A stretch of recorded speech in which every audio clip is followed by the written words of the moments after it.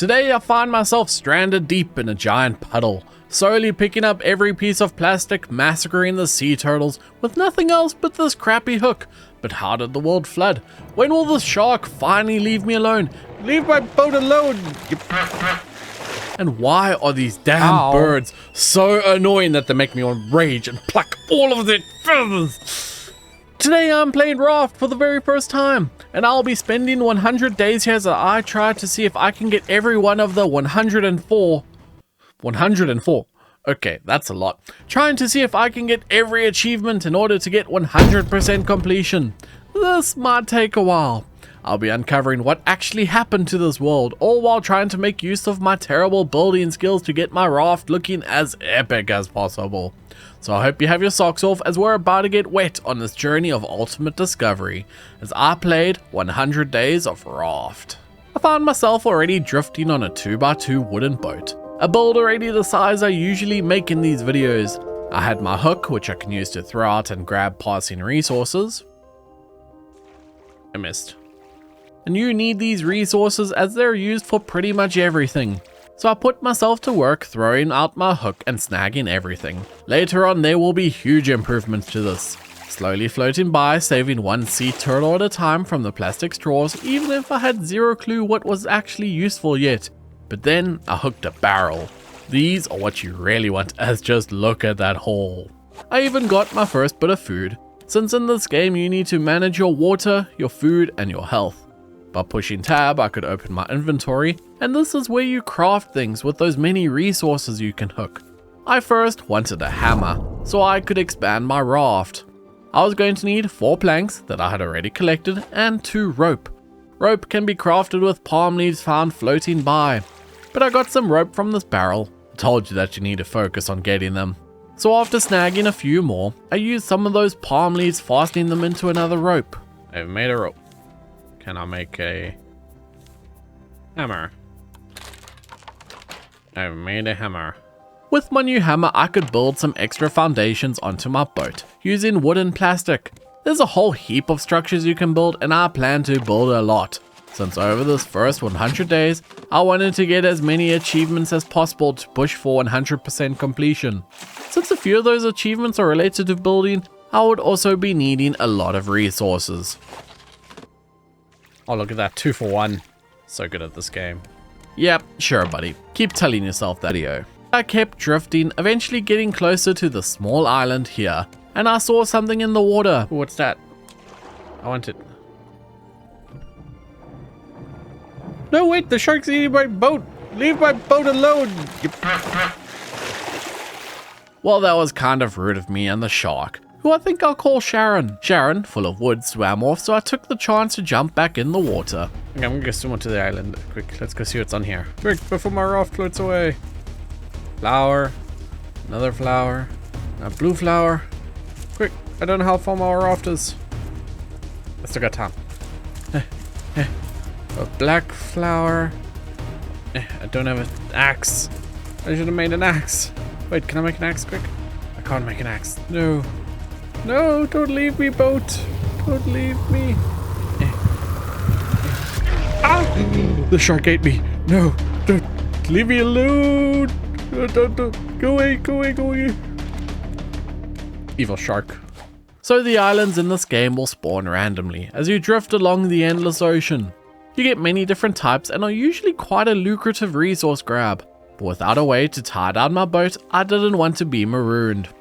My haul this time was just some random flowers and seeds, which are great later in this game when you want to do some painting, but not something I was ready for yet. For now, I had to focus on the barrels, as I was about to get something amazing. I got a potato! I got a raw potato! I was pretty excited about my spud. Maybe being adrift the endless blue was not going to be so bad. My hook, however, caught so many things, ended up breaking, so I was forced to make a new one. But at this point, I had collected enough ocean trash to make the first step towards actual progression in this game. I can now make my research table. At this desk, you need to take each resource and study it. Once you have studied every ingredient for research, you are able to then learn it by unlocking the ability to craft it. So I would need to research every single item in this game in order to achieve 100%. I then wanted to replace the foundation Sharon had broken. Gotta repair the boat. Build 10 foundations. First achievement. Let's go. Only 103 left to get. The sun had since set, and since I couldn't really see much, I had a look to see what resources I needed for my next craft. Ooh, I can make a spear if I get some more planks. I can make a sail if I get more planks. I was going to need a lot. Thus I continued to hook the junk floating by, continuing to try and expand my raft. But having spent the entire day stranded at sea, my water and food were getting low. Oh, I am dying of thirst. How do I get water? Jumping into the ocean did nothing. Well, duh, that'd be too easy. Can I eat the beetroot? Does it give me water? No. I searched through my crafting list until I spotted what I needed. Simple purifier. So I need planks and plastic. As I kept gasping for water with a throat starting to feel like the Sahara Desert, I hooked junk as fast as I could to collect everything I needed and made an empty cup. Oh, you can't drink the salt water. That was kind of obvious, but I was desperate. I'm gonna die day one. That's not okay. Hey, I got another achievement for survive one day. I think that might be the only one I get. That there. With the purifier collected, I filled it with salt water and a plank to start the cleansing process.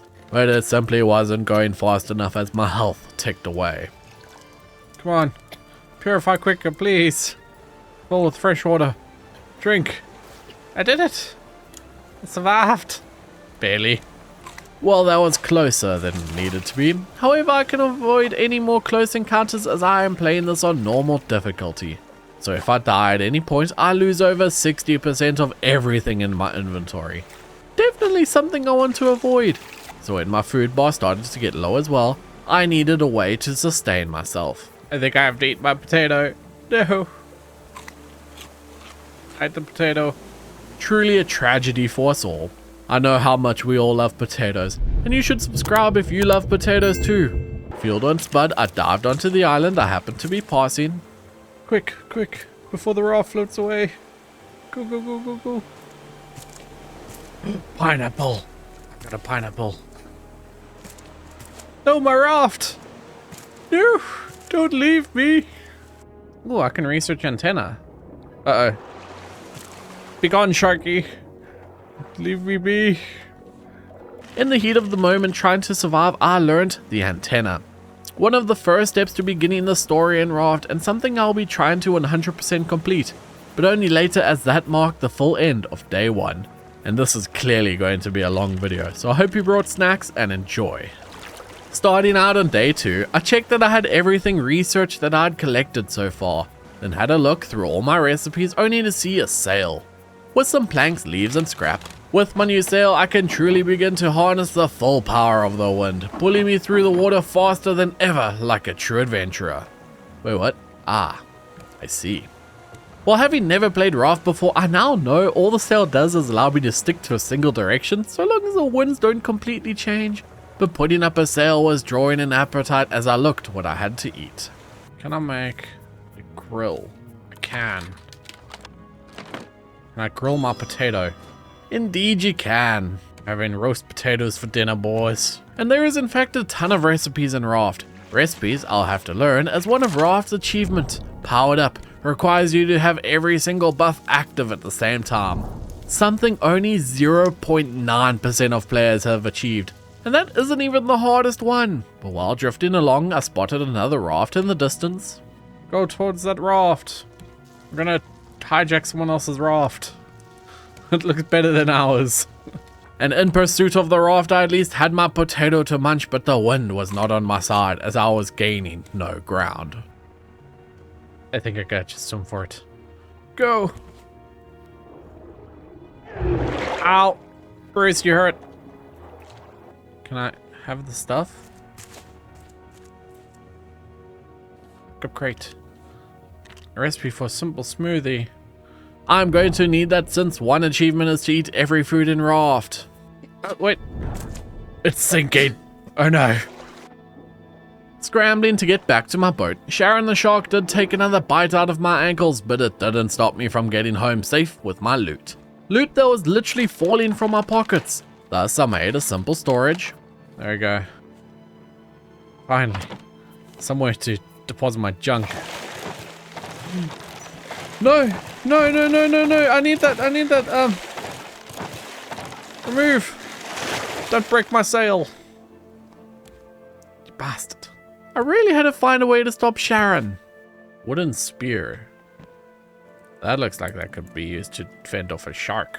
A sharp pokey stick. Sign me up. But sign me up for food first, as once again I found myself starving as I angled my sail towards the nearest island, and food dropping lower and lower until it hit 0. My health bar was now draining instead of the hunger bar, but I was not close to the island. Hurry, sail. Get to the island quicker, please. Sail faster, please. I think I'll go for it. Die anyway. The shark ate me. Nope, that's like all my health's gone. Surrender and respawn. Lose 2/3 of inventory. So I died. But since this is my first time playing Raft, this is normal difficulty. Which means if I die, I lose 2/3 of my inventory and durability on all my tools. But I still wanted to get to the island. Go to the island. Oh!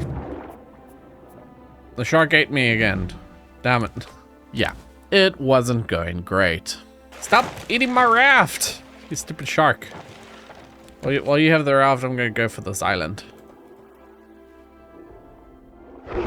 Ow. You got me. While on the brink of death, I made it to the island. Red flowers. I don't need red flowers. I need food. Give me food. Please. Oh. No, I lost my pineapple seed. I just realized. Watermelons. I found watermelons. Well, I at least found some food on this island, but I was forgetting something. Wait, why's my raft so far away? I thought I was floating towards this island. Uh-oh. I'm just eating a whole ass watermelon. Okay, to the raft. Go. Go. Go. Save the watermelons. Just keep jumping out the water. The shark can't get us there. Go. Go, go, go. The shark is right behind me, isn't it? No. No. Don't eat me. I made it. I'm alive. I don't have anything that I need to make a hook. And I lost my hook. Okay, wait. Wait, no, I didn't lose the pineapple seeds. It's in my storage. Yes, I'm smart. Well, saying I'm smart is a bit of a stretch. But at least all was not lost. I just have to figure out how to actually grow them. But first, I needed a new hook. Cool, I need a plank and plastic so I can make a new hook. So I was basically starting from scratch. But even less than day one, as on day one I had a hook. And that's when I found the book. It explained I was a forward scout. The raft was my home. The hook is my friend. Rip the friend since I had already lost it. And if my raft breaks, I have to patch it. If I lose my hook, well, done that. I make another. There were some other instructions involving radio frequencies, as well as mention that there are others in the world I have to find. So I will need to keep my eyes open. But there was one piece of advice that was the most important. Watch out for sharks. Yeah. Sharon has already killed me twice now. And leave a comment how many times you think I'll die. Trust me, it's more than you think as things get crazy later on. I eventually grabbed a plank and plastic to make a new hook so I could keep hooking items, only to be rewarded for my efforts as I got the Hook 100 Items achievement. Hey, another achievement, Hook 100 Items, nice. But the shark won't leave my boat alone. If only I would remember that pokey stick I had seen. I kept up my garbage collection for the rest of the day when I saw something beautiful. Dolphins! There's dolphins! And they're truly majestic creatures. But I still had an important first step I had to take. I seriously needed a sustainable food supply. And for that, I wanted to make some crop plots. Only to find myself, once again, struggling for food. But I was about to hit another island to ravage it for its resources. Only to find in my deaths, I had broken my axe. Thus I was back to diving into the shallows where I found a giant clam and that'll be useful much later on when I figure out what it builds, as well as use my hook to harvest clay and rocks. All with Sharon giving me some love bites. I ended up fastening a bunch of the leaves together into the rope I needed, then tied together some rocks and made an axe. Nice. Give me here, palm tree. Mango seeds. I got some mangoes. Nice. Every day I seem to add variety to my diet. At least it's a way to drive off scurvy. I finished off removing the rest of the island's loot, then was making my way back with my pockets full of junk. Look at that, so many planks. It's amazing. My raft is sailing through the island. This is not okay. Well, the island did spit it out again. But this began the plastic shortage era. I had plenty of planks, but no plastic to be able to make any foundations for expansion. Okay, let's sail out of here. Let's get off this island. With the wind catching my sail, I did make sure to research everything I hadn't yet, as that's how you can keep unlocking cool new stuff to play with. Like that receiver I'd completely forgot existed at this point as I threw out my hook to continue saving the sea turtles, but Sharon was not interested in leaving me alone. Sharky, it's time to stop. It's time to stop. I'm sick of you. How do I make the rope again? 1, 2, 3. Thank you. And I'll make a spear. Come here, Sharky. Touch my boat again, I dare you. With my new weapon, I felt safe to finish gathering everything I needed to set up a small crop plot as well as a medium one. Finally, I had a way to grow a sustainable food source as I planted some watermelon to begin growing. The rest of daylight was then spent huddling on the raft as we drifted until the sun began to set as Sharon returned. My time to shine, the shark! Stab! Stab! Stab! Ha! Yeah! Be afraid. How do I repair it? And everything is repaired with the hammer, and usually with some form of cost. In this case, there was a few planks. I could then see another island in the distance. That way, to that island. I really need to make that paddle. So the paddle was a way to more directly influence which direction you drift. It cost 4 planks, 6 plastic and 2 rope. Something I was struggling to get the most at this stage was plastic. I discovered a powerful tool to get masses of resources later on. For now though, the basic wind power kept nudging me closer to the island.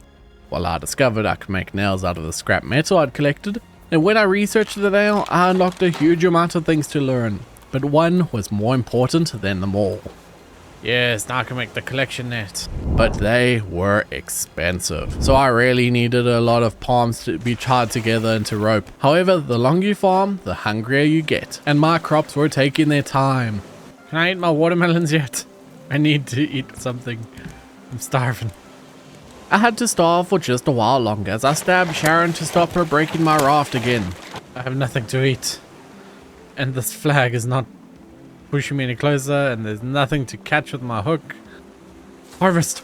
Harvest, yes. Eat the watermelons. The watermelons are good. Yeah.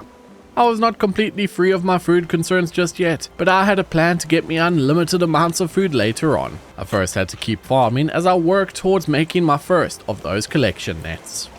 Starting day 4 as I watched Sharon circle my floating junk boat, I knew I needed to still massively increase my loot goblin efficiency, especially since Sharon wouldn't stop munching at my damn raft.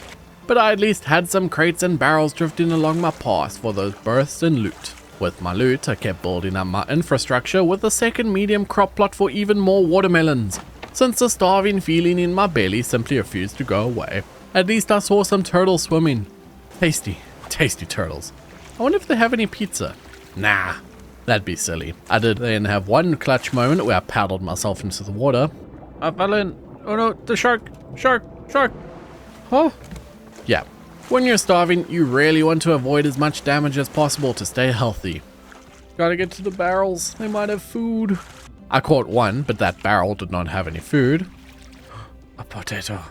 Sweet spuddy victory as I threw it on the fire and my pineapples were ready too. Harvest. Pineapples.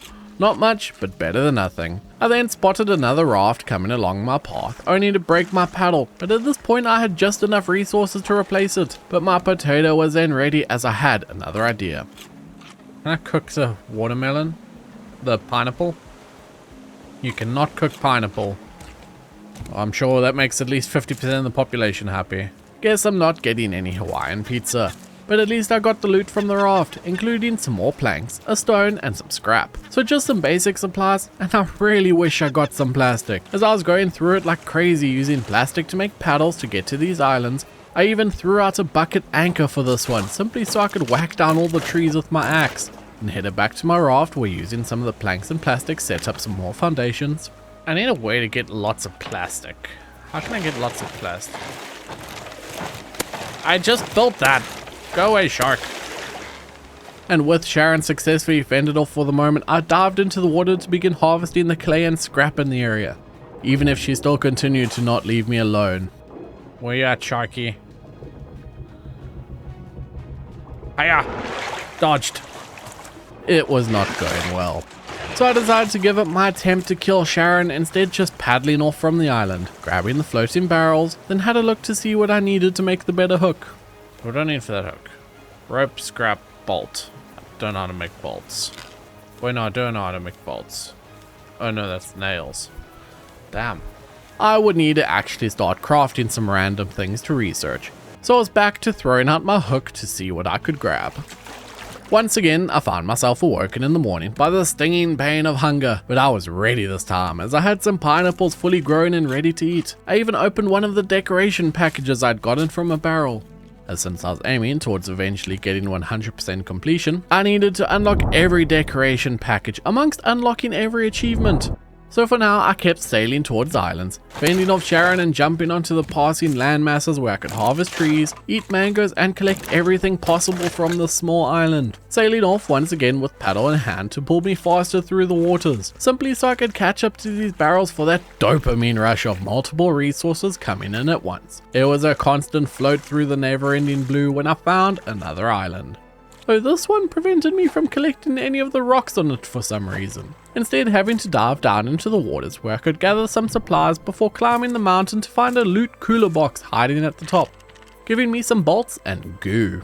Two ingredients I desperately needed but didn't actually know how to make myself, so these were a welcome find. With all the leaves I'd collected though, I fastened them into rope to make a fishing rod. With this rod I would easily be able to begin farming a truly sustainable food supply. And threw out my hook, hooking a herring that I caught. Oh, I caught a fish. Nice. I don't think that would actually work. Caught another fish. We eating good tonight, boys. Feeling better fed than I had so far this 100 days journey, I continued late into the night, feeling risky as I even dived into the water for loot, much to Sharon's enjoyment as she nipped me on the ass. But I was being productive, using my loot for paddles and hooks, gradually growing my collection, until Sharon attacked once more.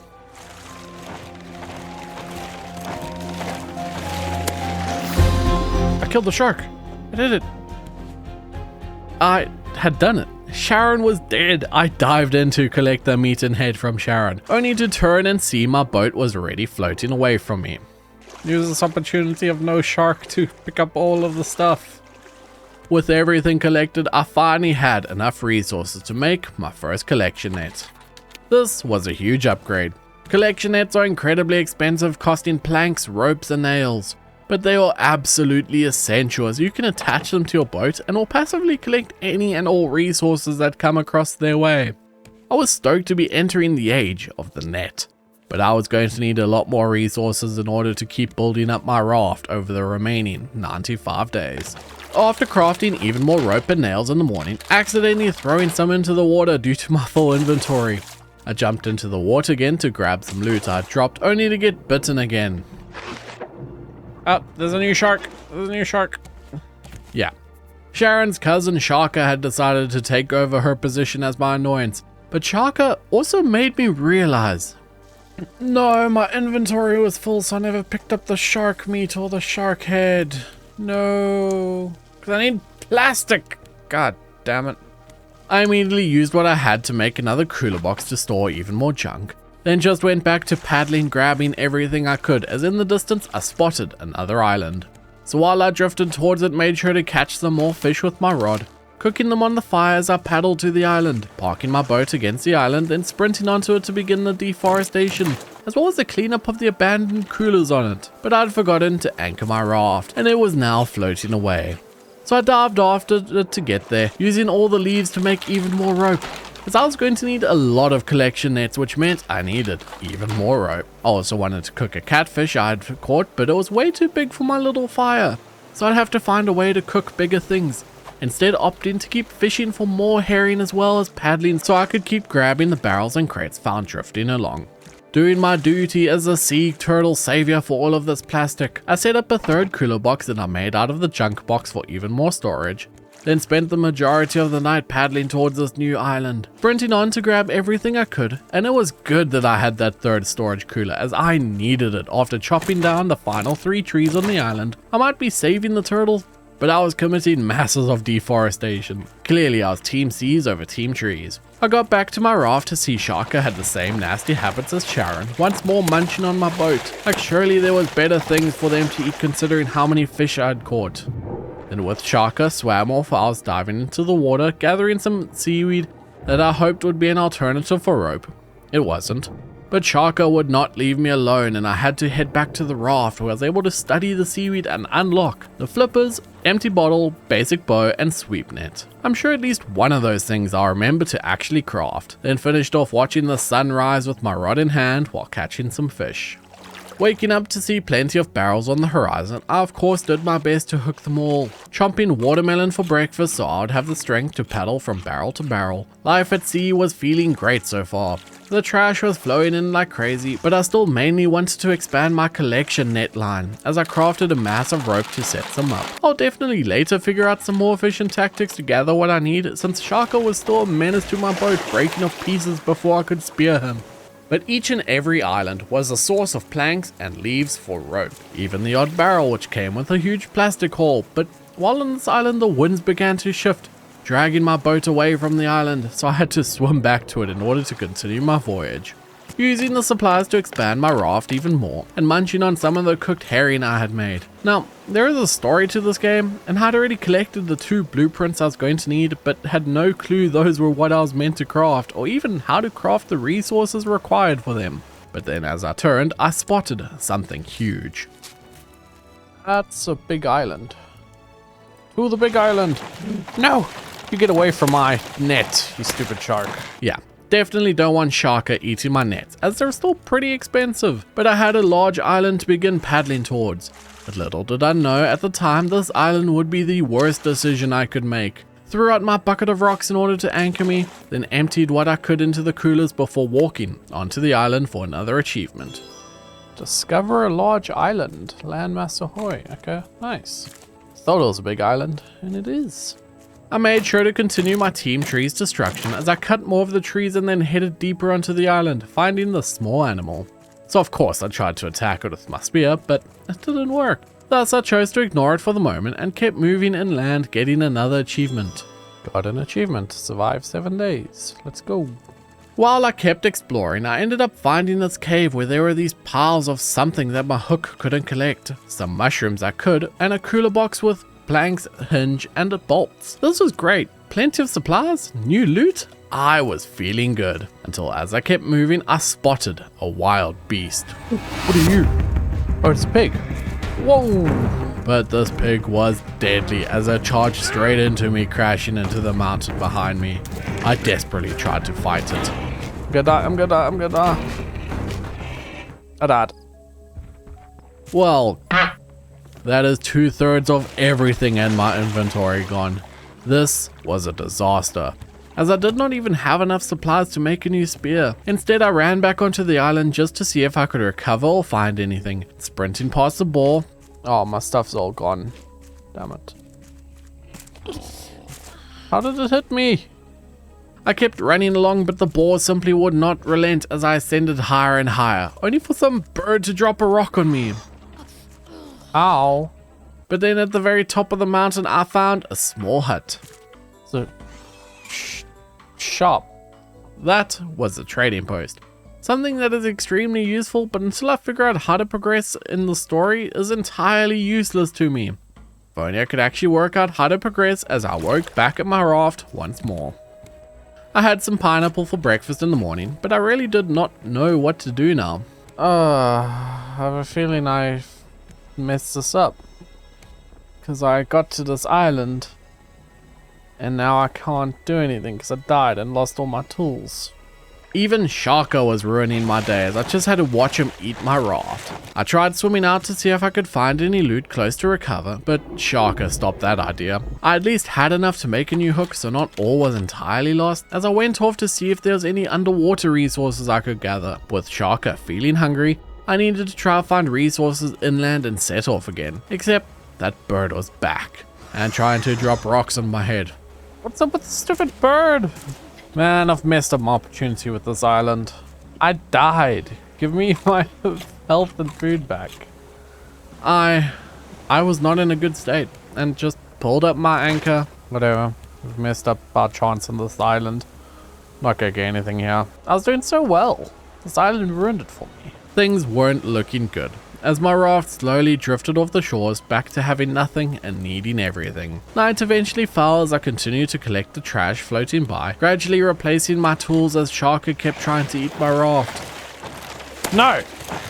Get off! Get off! But barrels and loot were slowly trickling in. Munching on fish I had caught for food, it was a sad moment, but I was recovering, as I was not giving up. Even getting lucky with a raft floating by I could loot as the sun began to rise. And I started day 9 collecting some barrels and pirating the rafts in my nearby area, using the loot to craft some ropes, as the main goal for me at the moment was just to increase how many resources I was collecting. So I still want a lot more nets. My paddle was helpful and that could help speed up how quickly I was moving through the water. And after some lucky barrel sporting, I started to feel a bit more confident that I was back to where I was before that large island fiasco. But to truly up my confidence, I did make sure to ravage this smaller island that came my way. Here's the thing. Most of the time so far, I had been desperately trying to avoid entering the water. Being someone with thalassophobia, which is a fear of deep water, this game was really not helping. But at least it was safer than when I played Subnautica for 100 days. I actually had to brave up and go in the water here, since hidden in small pockets around islands was sand and clay. I didn't fully know that at this stage, but those two resources is what I needed to progress. If only I'd been brave enough to keep diving around the island, instead of choosing to just leave. Sailing off into the night, only to have Sharka shank a chunk out of my raft again, dropping me in the middle of the ocean again, exactly what I'd been trying to avoid. But I got back on my junk boat quick enough before my heart rate spiked even more than it was already. Then as I was fishing, I could see another island, eventually sailing close enough to see this was another large island. This was my chance to redeem myself as I tried to paddle to get close, but by the time I was close enough, my paddle was finished. I had no anchor and the wind was not in my favor. So I dived into the water, sprinting ashore with my metal axe I had made, chopping down all of the trees and crafting it up into a paddle before swimming back to the raft where I could now pull myself to shore. Let me go to the island! I want to go to this island. Stop pushing me away, you stupid current. Finally beating the pull of the moon, I beached ashore the island, but with no anchor, my boat would just begin to drift away as I sprinted ashore, harvesting even more resources, braiding the palm leaves into rope, and made sure to get back to my raft ASAP. Sharka took this chance to attack my boat once more, as I broke my spear on his head, and my axe seemed to have no effect on him. So I had to make a new spear using up some of the resources I needed for the anchor, so I could swim around the shores in order to gather some clay as Sharka kept munching at my booty. And it was now that I had the great idea to try and paddle my boat into this little cove where I could only hope to wedge in my boat so it would not float away. But as I got close to the cove, one of those stupid damn birds were back and dropping a stone on my head, killing me twice. I hate these birds. I hate that you can't pick up the stuff then you die. One bird, and once again, all my tools were gone. I had to just watch aimlessly as now my boat, with me on it, began to drift away from the island. Even watching as Sharka ate my boat, not caring about my axe at all. It was yet again another failed large island that had ruined my attempt. And I'm really not good at this game, but I'm slowly learning, and by the time I achieve 100% in this game, I will be a pro. Maybe. We'll have to see. Drifting off under the cover of moonlight, things got even worse as Sharka, taking advantage of my lack of tools, ate one of my nets. With how expensive those nets are, this was devastating to me. Killed one of my nets, man. Those are so expensive.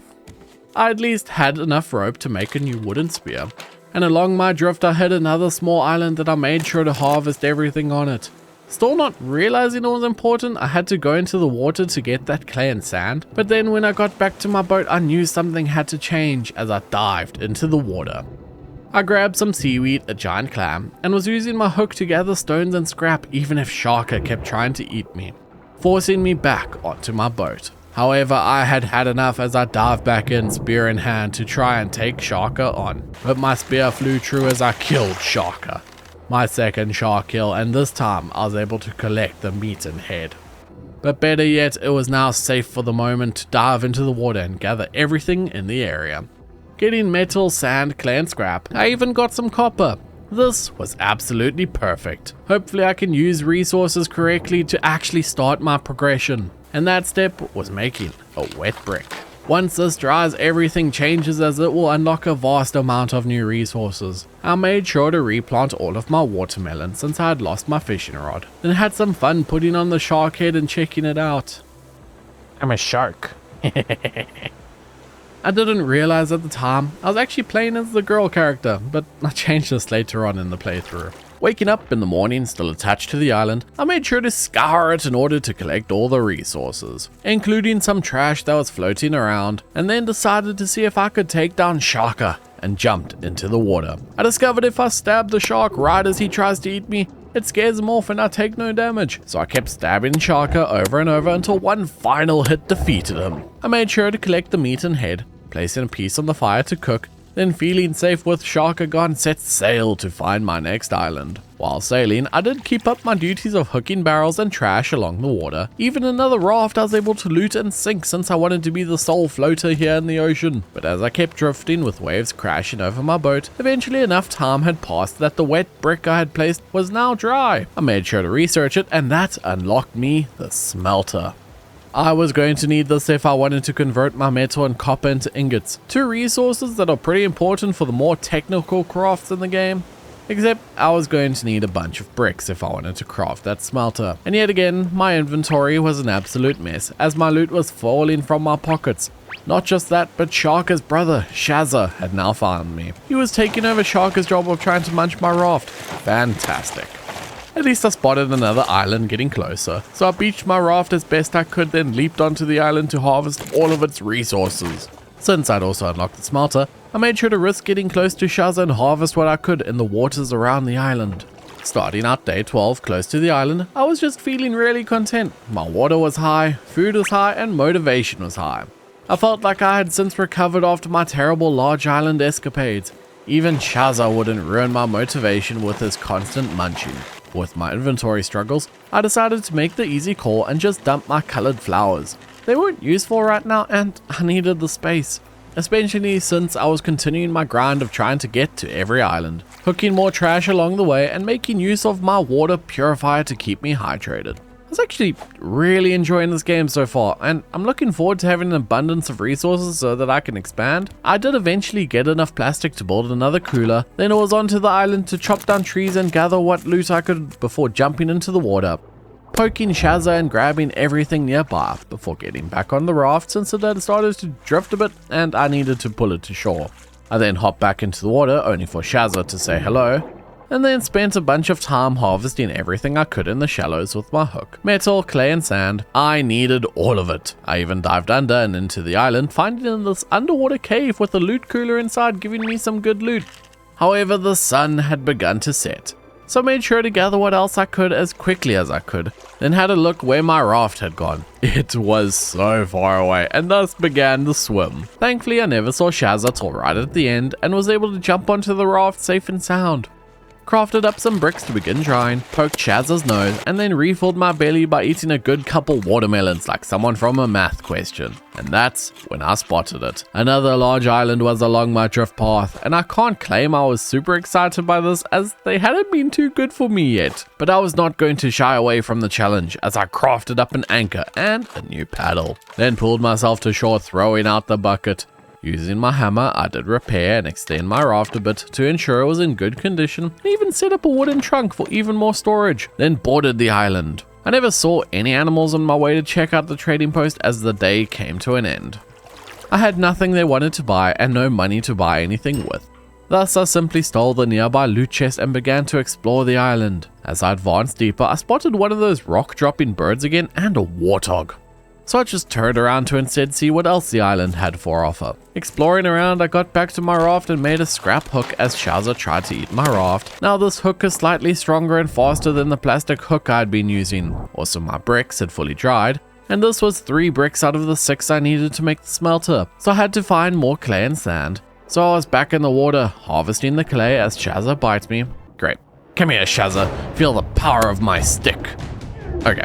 I was starting to get a bit low of health and decided to abandon the quest for now. Instead, finding I had at some point found a metal ingot and used it to research a ton of cool new recipes. But the advanced grill excited me the most as a South African. Finally, I could have a proper braai.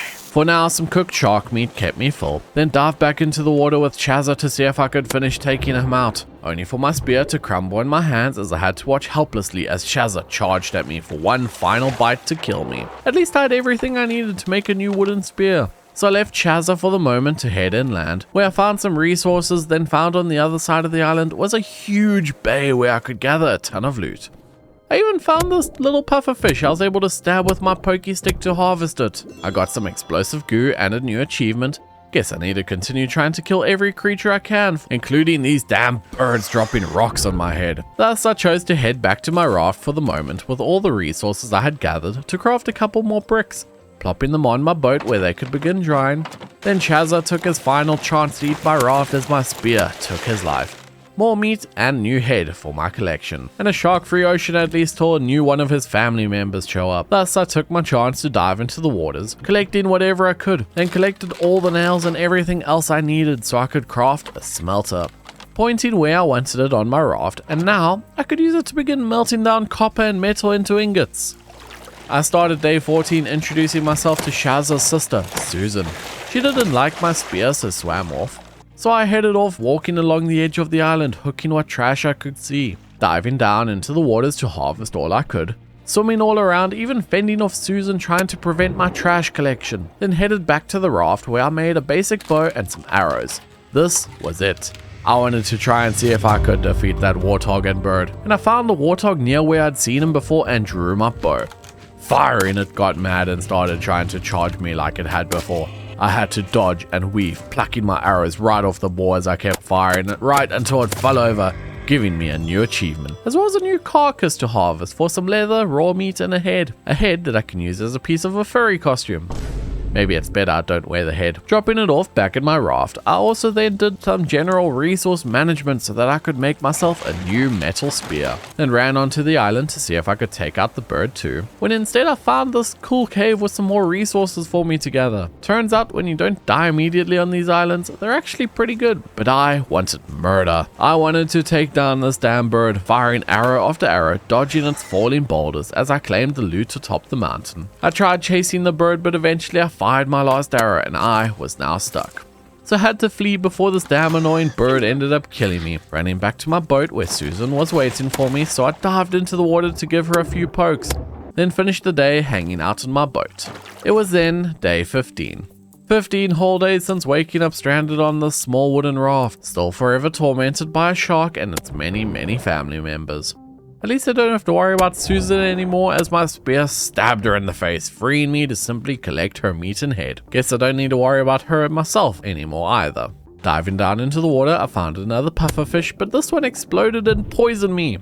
Well, good to know how deadly those are. I proceeded to then simply spend a good chunk of the day harvesting what I could, refining resources and making as best use of the island as I could, but decided it was time to move on and pulled up the anchor.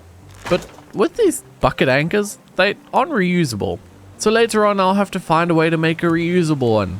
For now though, I began to sail into the night, discovering I could make a stationary anchor, but I wasn't able to place it down for some reason. I guess I needed more foundations under it. So grabbed the resources I needed to expand the foundations into a small circle, even if Susan's mother-in-law arrived trying to stop me. I never got a name though, so that was unfortunate, but I had another task on hand and that was to set up my stationary anchor. Now I could freely park my boat wherever, and more importantly, whenever I wanted to, with no extra costs, assuming I can expand my foundations to prevent that shark eating it. Get off, you stupid fish. I then ended the day parking my junk boat at a new island so I could harvest the land's loot. Once I'd collected everything I could, I did throw a steak onto the fire to cook for some breakfast, and I even set up more collection nets as in order to massively increase my resource collection. I wanted collection nets across the entire front and side of my raft in order to cover every direction. I had some big plans on how I wanted to build up my raft, but I would need a ton of resources to do that, so that's why I had to stop these damn sharks from eating my boat. I made sure to finish gathering everything on the island. I also kept up the shark stabbing, but it wasn't enough to take it down just yet. I also ended up refining some resources so that I could make a shovel. With this, I would now be able to gather those piles of dirt I'd found in a large island cave, but it had no effect on this little island. I then jumped back onto my boat only to end up defeating the shark.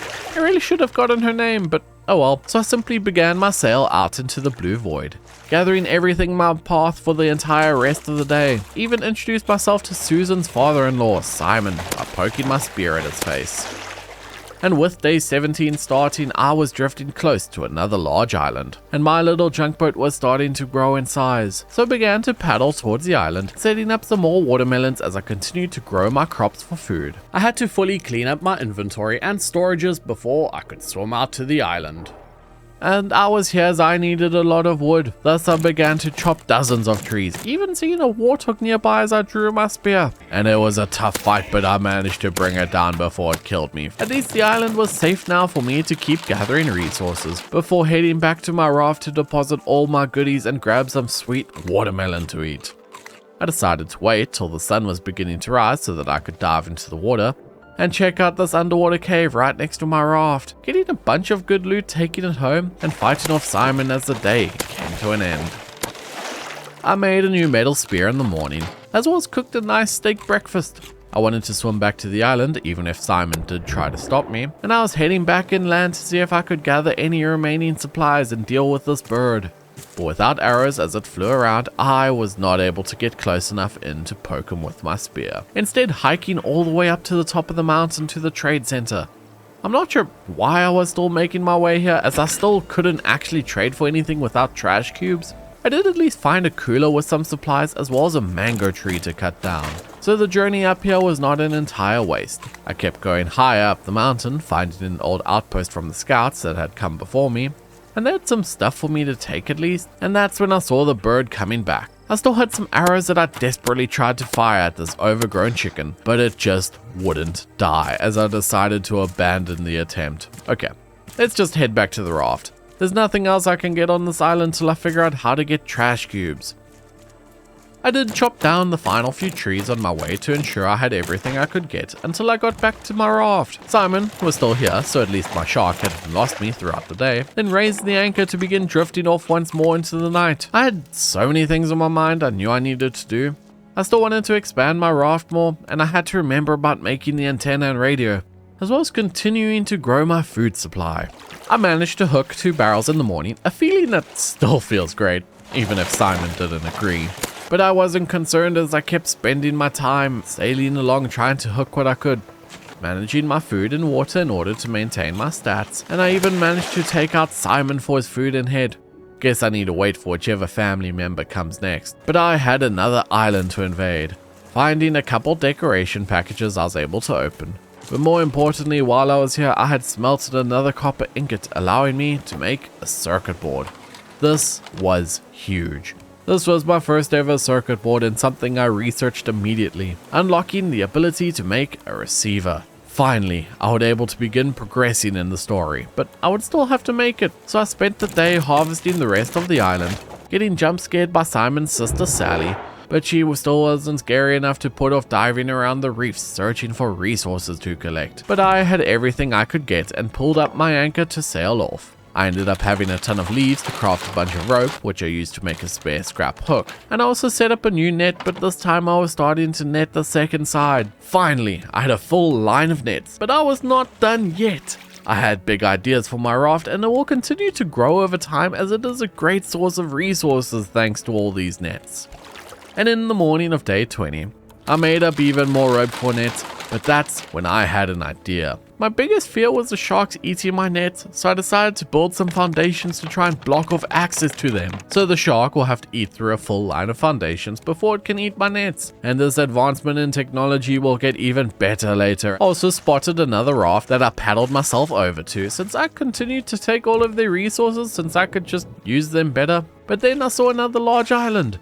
Since they had been going so well for me, I had to paddle towards it to see what loot I could claim from it. The first thing I found was this tiny little llama. Now at this point, I was certain they had a use, as I'd unlocked those cheers early on, but no matter what I did, my spear had no effect. So I headed back to my raft where I did find the shark eating it, so it was good I went back. I even set up a few more nets. Hey, both sides completed. But I still wanted to somehow get that llama. So I had a look to see what I needed in order to make a pair of shears, having to quickly smelt a piece of metal for the ingot to be able to use it, eventually getting all I needed to make the shears. So with shears in hand, I ran back onto the island, determined to do whatever I could with that llama as I ran after it with the shears in hand. Except they did nothing. Instead, making the decision to harvest more trees for my endless need for wood and rope, then took a swim to see if anything was around, finding a pufferfish only for it to explode before I could kill it. Then as I was leaving the water, a warthog did spot me, but I didn't feel like killing it right now as I kept moving past it into a cave, but that was the wrong decision. It followed me in, and with the narrow space it managed to skewer me into the wall and begin smashing me backwards and forwards, eventually knocking me out, losing me 2/3 of my stuff. I awoke back at my raft, feeling a little defeated after that loss, so I made sure to only grab what is necessary before heading back onto the island. This time sneaking into the cave without the warthog following me so I could freely claim all the loot and resources hidden within. But there was a gap to escape the other side, as this was the way to the island's trader. He at least had some resources for me to claim, so with nothing else to do, I headed back down the cliff towards my raft. As I now had dirt from that cave, I was able to research.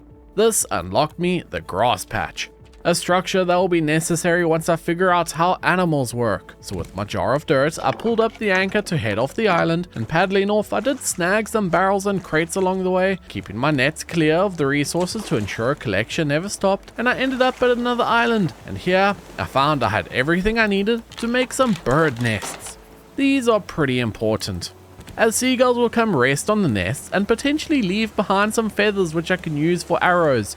But to not scare them away, I put the nests hidden behind my anchor, and I also set up a lantern so I could actually see, then spent my time diving around the reefs gathering what I could while getting eaten by the shark. I even did some fishing to collect up some backup foods and spotted the seagulls had taken a liking to their nests. So I snuck over to the anchor in order to push off from the island. And the morning started with a visit from the shark once again. Thus I then spent the rest of my morning desperately trying to expand the raft while making sure I kept myself alive with food and water. I also had a look to see what I needed to make the advanced grill, only to be interrupted by a constant nuisance of a shark. At least this time it died, freeing me to collect more shark meat and its head. I then hopped back on my raft to find the girls had left some feathers, and I was able to research one to get the paintbrush, metal arrow, and hammock. Some pretty useful stuff, and I had a couple extra bricks which I had already dried and used to set up a second smelter, immediately putting both to use, as all the metal I was smelting I used to set up an advanced grill, and now I can have a proper braai as I threw a catfish on the fire. I also set up an advanced purifier, and this thing uses the power of the sun to purify a bunch of water all at once and no longer uses any fuel. A worthwhile upgrade, freeing me to focus on catching barrels and smelting more metal, all while I kept expanding my raft and fending off Simon. He wasn't related to any of the other sharks I'd murdered, and he just really hated wooden rafts. Then with the sun rising to signal the next day, I ended up throwing some fish on the braai, then paddled to the next closest island where I ended off the day. I had to repair some damage Simon had done to the raft, then had a nice tasty breakfast of fried fish and water. It was a good start to the day. I even had enough supplies to set up another wooden storage box. Inventory management is almost never my strong suit, it seems. Then jumped off spear in hand to explore the island. It was another standard small island with a cave I could dive into, claiming all the loot and goodies within, before spending the rest of the morning gathering all the supplies and resources around. Then I was back onto dry land where I gathered the trees for the wood and palm, before raising anchor and setting sail once more. I might not be progressing much in the story, but I have to say I was really enjoying the game. I even made a new discovery. I could smelt the seaweed and it melted down into vine goo. And using the gooey green substance, I was able to make a bottle that I researched for more knowledge, then began the paddle as in the distance. I had spotted what looked like another large island. I made sure to clean my nets as I got to the island. Don't want any locals seeing my nets full of crap, you know. Chucked it all into my storage, then hopped into the island. The trading post was right here, but more scarily, I found another warthog. This one I was able to dodge around using the terrain to my advantage as I stabbed my spear. But it managed to hit me, taking me down, charging me into the wall, so I sprinted off the cliff to get away from it. Health was so low as I had to head back to the raft, only to find I had headed in the wrong direction. While I turned around to head back in the other direction, where I found a cave that I could gather even more dirt, but I needed to find my boat. So I ran across the entire island until I got back to my junk boat. I started my next morning by taking out Simon. I needed some more meat to stock up my supplies. Always tasty shark meat, but with it dead that freed me to safely search the reef right up until I found another pufferfish. And this time I managed to kill it without it exploding in my face, which was pretty good.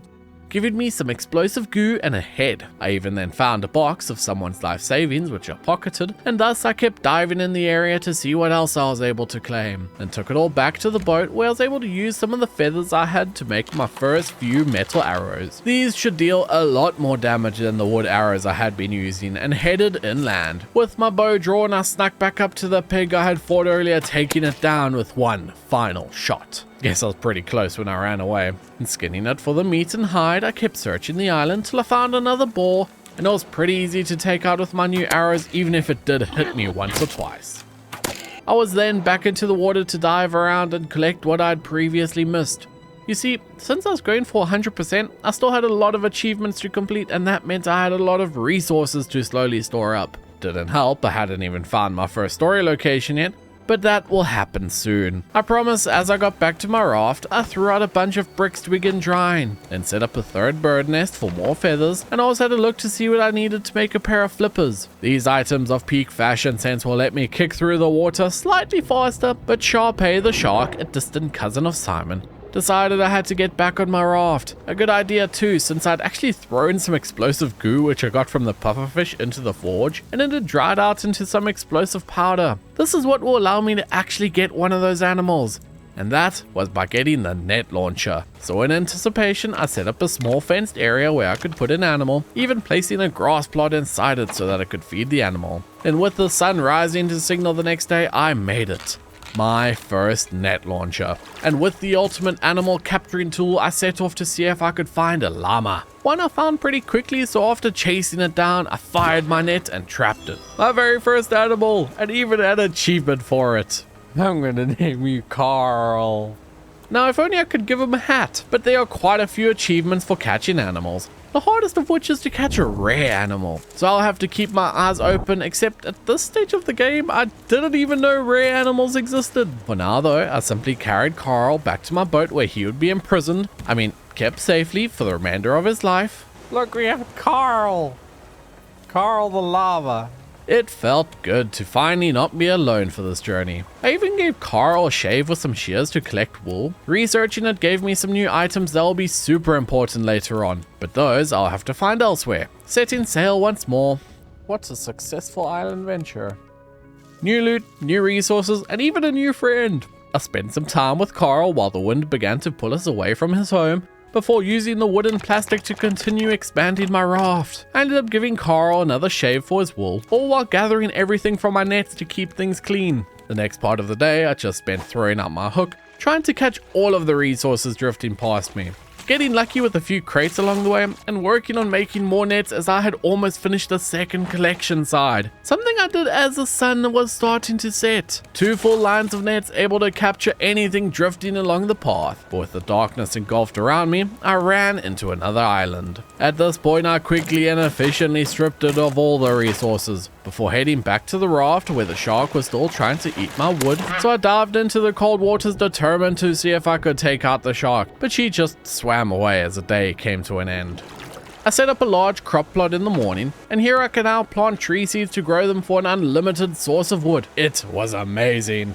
Later on, I should definitely make a tree farm for even more wood. but one will do for now. I also broke a hole in my floor where I can collect water for my purifier much more conveniently, and then I was back to stabbing the shark. Also, I could paddle to leave the island. I even decided to move my sail to a more useful location now that my raft had been expanded a decent amount, then sailed on until I arrived at the next large island, where I killed my current shark, and that put my tally at 10 so far, unlocking another achievement. Only quite a lot to go. But I deployed my anchor so I could begin to explore with bow in hand. Immediately finding a warthog I took down with a few swift shots to the face. And seeing one so soon reminded me to go and drop off most of my belongings just in case, instead deciding to first tackle the shallows as I dived in with my spear, where I was able to poke a pufferfish to perish. Claiming its goodies was Sally trying to stop me, and then with that finished headed onto the island. I found another vendor who was still useless to me, but I could steal their stuff, giving me enough stuff to make more net canisters to capture animals. So first I built another home for another animal. Oh llama, Carl, don't look so sad. So I set off to find Carl a friend, tracking another llama I'd seen up onto a hill where I fired my net gun and got an achievement? Capture a rare animal. You're rare? Carol. We got Carl and Carol. Why are you a rare animal? We'll have to check you out in the morning. Safe to say, I was not expecting it to be rare. But hey, achievement unlocked, even if Carl was still sad now that he had a friend. In the morning, I threw some shark steaks onto the braai for breakfast, then decided it was time to have a look what I needed to progress. I was going to have to make a receiver and some antenna. So with a new short-term goal, I set sail off the island, collecting feathers from my collection of nests, and grabbing my breakfast off the braai, and even doing some basic chores around the raft, collecting everything I needed, smelting what I could, till eventually I made the receiver. Battery required. Guess I now need a battery. So I grabbed a copper ingot, 3 scrap and 6 plastic, and it was quick to collect it all, crafting it all into a battery. Oh wow, that is a massive mayonnaise container. Not sure who was eating that much mayo, but there was a new problem. Requires higher altitude. I was going to have to build a tower for the receiver, so that meant I would need a ton of planks, maybe some nails and rope. For now, I kept expanding my raft, trying to complete it into a perfect square, shaving my llama for their wool, which I started to stockpile, then spent the rest of the day hooking trash, refilling my purifier, and chopping down trees. Then managed to complete the square base for my raft to end off the day. And I could see another island fast approaching in the morning, so threw down my anchor to quickly pillage its resources, even needing to set up more storage as I kept growing my junk collection. And with the land lessened of loot, I searched the shallows for any shiny stuff to shove in my pockets, even taking out the shark once again to make my search safer. Even some seaweed which I smelted into vine goo. Always good to have some green sticky substance available, and then we were off to find the next island. But while sailing, I was doing some experimenting and found I could actually expand my raft without it being connected to the main section. So in theory, this opened up a ton of building options for me on how I wanted to expand, and completely changed my idea for what I originally planned to do. This was exciting. So I started to build up what I could with the wood and plastic I had, eventually making a couple dozen nails to begin making pillars and some stairs, as if you remember when I tried to use the receiver, it needed more altitude.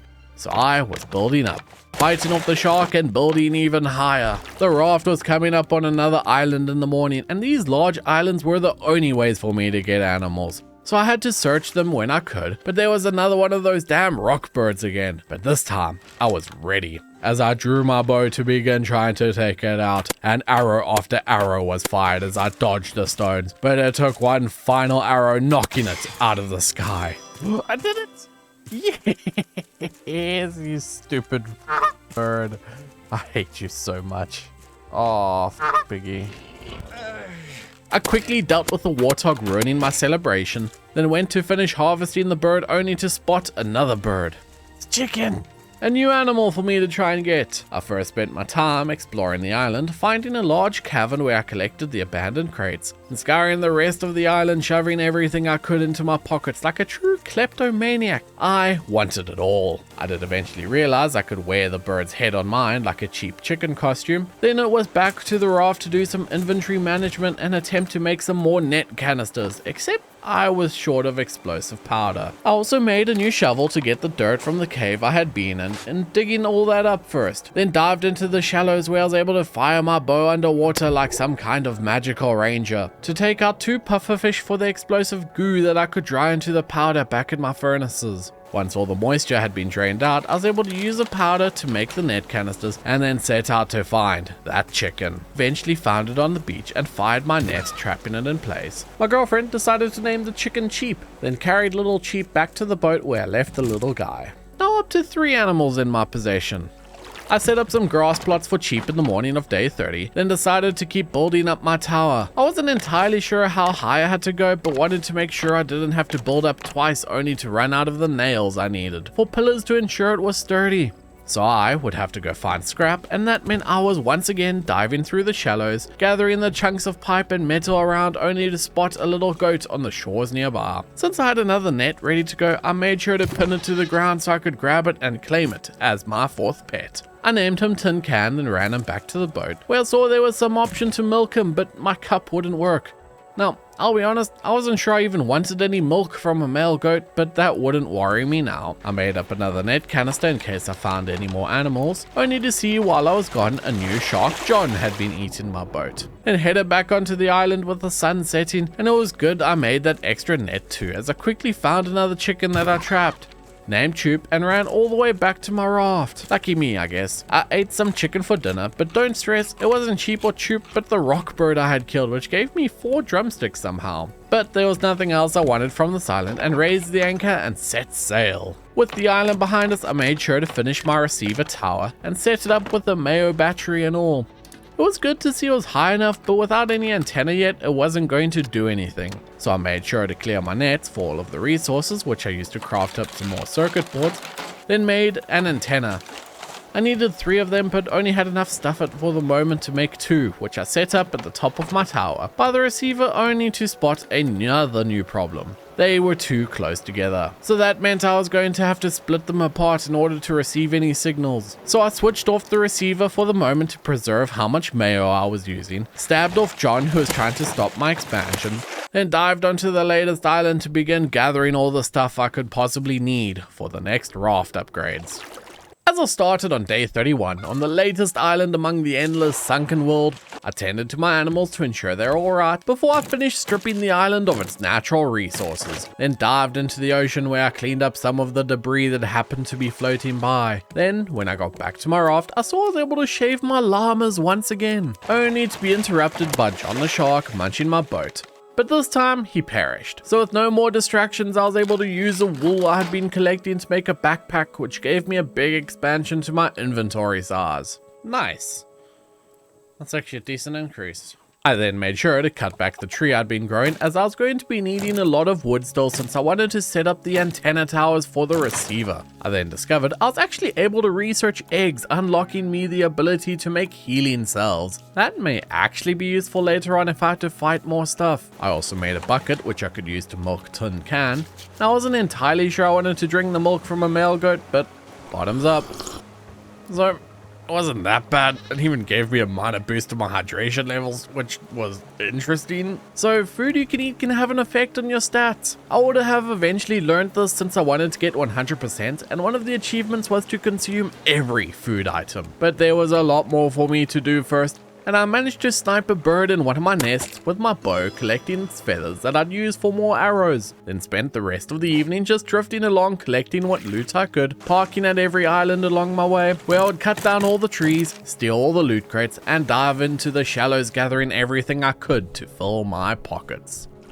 I needed all these resources as I began to expand the platforms where I intended to build the towers for the antenna. In hindsight, I should have built them further apart, but I've never claimed to be a smart builder. I had a bird eating my watermelons, which I swiftly dealt with and cleaned up the evidence. Then finally, once I had some resources, I began to build up the next towers, setting down stairs and building up pillars, only to run out of wood. Who knew that finally I'd be running short on wood? But I kept at it, slowly building things up, so when I saw another large island, I made sure to paddle over to it, dropping anchor so that I could explore the island. Before I went though, I made myself a leather helmet and chest piece. Hopefully these can keep me safe. then headed out to begin my continued deforestation effort, except the protesters were out in force trying to skewer me as I fired my bow to take it down. I harvested the local's corpse in the morning before I kept searching the island when I spotted another rock bird. Using my bow, I kept firing until I took out the bird at the top of the cliff, and with the bird falling down right at the entrance to the cave, I took the opportunity to collect everything I could. Then, knowing how many nails I'd been using for the towers, I began to dive around the shallows, gathering as much scrap as I could. Then I emerged with my haul right by another goat, so I will need to get another net canister. But there was another shallow reef where I dived to see if I could get any more scrap, only to swim straight into a pufferfish, exploding in my face, causing me to back off and swim to shore and head back to my raft, where I used all of the scrap I'd already collected to convert into nails, and using those nails to keep building up the pillars and stairs and up till I got high enough where I thought the antenna would work, then fetched the antenna and set it up on the platform, and then when I checked the receiver, wrong altitude. Okay, so I do have to go all the way up. Damn. And that's what I get for trying to cut corners, I guess. I ended up running out of wood and my axe had broken at some point. Since I'd used all my scrap to make nails, once again I was diving into the shallows picking up rusted metal to make a new scrap axe. Then headed back to the raft to continue building up the tower, then chopping down the remaining trees for wood. My chopping chapter continued into the next morning, followed by a nice refreshing swim to gather the remaining bits of junk littering the ocean floor, only to find a puffer which I defeated with my bow. I needed its explosive goo to capture that goat I'd seen, but as I was diving my water had gotten low and that made my oxygen drain really fast. So I headed back to the boat while eating some mangoes. I found the shark was doing its favorite task, but I took it out with a quick spear to the head, and with my resources I finished off the tower and set up the antenna, so now I had two working. I just had to do one more tower for the third antenna. I threw the explosive goo into the forge, draining all the moisture, turning it into powder, and with the powder I was able to make a net canister and went out to find that goat. Chasing it down and trapping it, I named it Tire Tube to go with Tin Can back at my boat, and with everything I collected I was able to make the third and final antenna, and now it was just the tower left, so I was going to need a lot of wood. I raised anchor to begin the search for the next island to deforest. Stupid shark.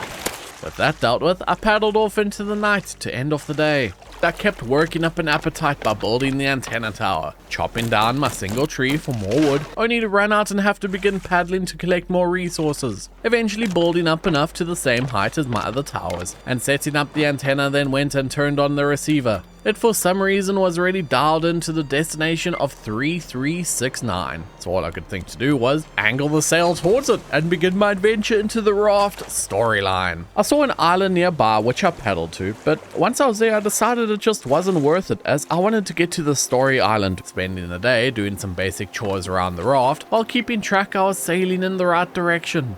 And dropping into day 36, I pulled out my paddle to begin the journey towards those first coordinates. I kept up the usage of my water purifier, only to crash into yet another island. Whoops.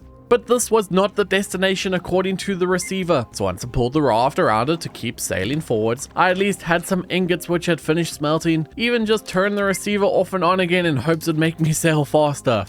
It didn't, obviously, but pulling my paddle did, as I spotted a strange structure coming over the horizon. I had found what looked like an abandoned oil rig, and this place was the radio tower. I parked my anchor, then leapt onto the structure. Now while on this platform I searched around the area, finding different raw materials and notes. So if you allow me just a moment, I'll summarize this whole location for you, as it took me a while. This structure is the radio tower. 3 people used to stay here: Cuckoo, Owl, and Sparrow. They were here when the world flooded and knew about a place called Selene. One of them decided to name the shark Bruce, but that name is dumb. Eventually Sparrow stole their boat and Cuckoo guessed he headed to Selene, where they were supposedly working on a prototype to stop the flooding. They started to pick up a lot of signals, hoping someone would come save them before they starved. But Owl had started to think Sparrow had betrayed them, which, if you ask me, they had. But that's when I got to the top of the tower, and here I found something that genuinely surprised me. Oh, who are you? Hi. This was Tyler. I first did steal all the stuff in her little lookout, including a note with new coordinates for people, and then had a chat to Tyler, and she told me she was a maritime expert here to join my crew. So she was a new playable character in the game. Yay! I made sure to grab the recycler blueprint, and finally this is how I could get trash cubes to use at those traders I had been finding on the large islands. Okay. Well, I got the achievement for collecting all the notes here, so I think I can leave. Hiya! Splash. I swam back over to my raft, only to see Shappy the shark munching my boat. Go away, shark. I'm not calling you Bruce. It's a stupid name for a shark. I had a look in my notebook to see the sticky note with the coordinates of 9439. So I guess I had my new destination. Okay, so that is 1800 meters away. That direction. Got it. I jumped down to my research table where I learned the recycler blueprint I had found, checking what I needed to make it. 6 plastic, 4 metal ingots, 1 circuit board. I should be able to do that. And 2 hinges. But I already had those. So while I set up some copper to smelt, I made a decision. Well, might as well set sail. We're going that direction. Right back the direction we came from. Let's go. With the new destination in mind, I grabbed my breakfast off some chicken drumsticks, pulling together all the resources to craft a recycler. So how does this thing work? Oh, this thing's big. The recycler works by you throwing in resources of all shapes and sizes. Then, when you place a battery in, it will slowly begin to compact it all down into a trash cube. So after crafting a bunch of leaves into rope and throwing it into the compactor, I did want to test it, so grabbed the battery from my receiver and placed it in, causing it to begin pile driving the rope into a trash cube. So, knowing how it worked, I did take my battery back to the receiver to ensure I was still drifting in the right direction, and only 1300 meters to go, or 4,200 feet for the Americans. I ended up killing Shappy for more meat and head, then did some basic building of the raft to make it slightly more rounded and safer so I don't keep falling off. Then using all my resources made up some new batteries as I was going to be needing them. Filled up the recycler to begin compacting more trash cubes just in case I was to come across any large islands, before deciding to end the day by crafting my first bed. A lovely hammock I set up as the day came to an end. I had some more trash cubes ready in the morning, so I was feeling good to finally be getting these before I inevitably end up at another large island. I also opened up even more decoration packages since I still have to find a ton in order to achieve 100%. Then spent the morning working on expanding my raft, only to spot something in the distance. Is that a crashed boat? Wait, are we here? Indeed I was. Turns out I had drifted faster than the previous location. I even confirmed on the receiver that I was in fact here, as I had arrived at Vasagatan. Vasagatan? Vasagatan. The second story location. So once I let the anchor down, I began to make my way inside, only to find a mechanical part along the way. And now this location is pretty long and complicated, but I will do my best to explain it. I entered through the back of the boat into a long corridor. Authorized personnel only. Don't worry, I'm authorized. I authorized myself. And searching around the bottom of the boat, grabbing up all the scrap littered around. I found a note from Hannah, but I'll summarize everything once I finish the whole boat. And also found a crowbar here, as well as a recorder, which I can use to listen to more notes. The crowbar I had to use to break open the door, then made my way into the corridor. What is that? What is that? What is that? What is that? That's the massive fucking rat. Die. One heart attack later, that is a lurker. We'll learn together why they're here once I summarize the notes, but I did not want to go any deeper until I could see. Finding another mechanical part in the pool, making it back to the raft fairly quickly, making up some batteries so I could research one to unlock the headlight. And with my new illumination invention, I headed back into the yacht where I did have to fend off another rat before collecting all the scrap I'd missed. To speed things up, I first found a red key, then a gas tank. Found a spot where I need a list of materials to make something. Found some bolt cutters, used them to unlock a locker with a blue key and a note inside. And the blue key unlocked the stairs to the second level where I kept collecting things around until I ran out of water. And back at my raft, I purified a full bucket of water. I made a water bottle using plastic and vine goo so I could take plenty with me. Something I should have done a while ago, but I'm not sure why I didn't. And filled it up, then headed back to the yacht. I did end up finding a small golden cat hidden in a closet. Too bad I couldn't steal it. And I then found another note from Hannah and a safe guarded by another rat. You guys fucking suck. And I then found the storage room with even more stuff I was able to just claim. Then began to make my way up to the next floor. Here I kept exploring, finding the code for what I hoped was for the safe. Not exactly the best security practices, but the crowbar I found earlier wasn't reusable, so, you know. And a new note. This one from Olaf. I ran back down to the safe, where the code did in fact work as I got jump scared by the same rat. Why do you respawn? That's cheating. In the safe was some electrical wires which I needed to build something downstairs, and a note from the captain talking to Olaf. I was running low on inventory space and my headlight was dead.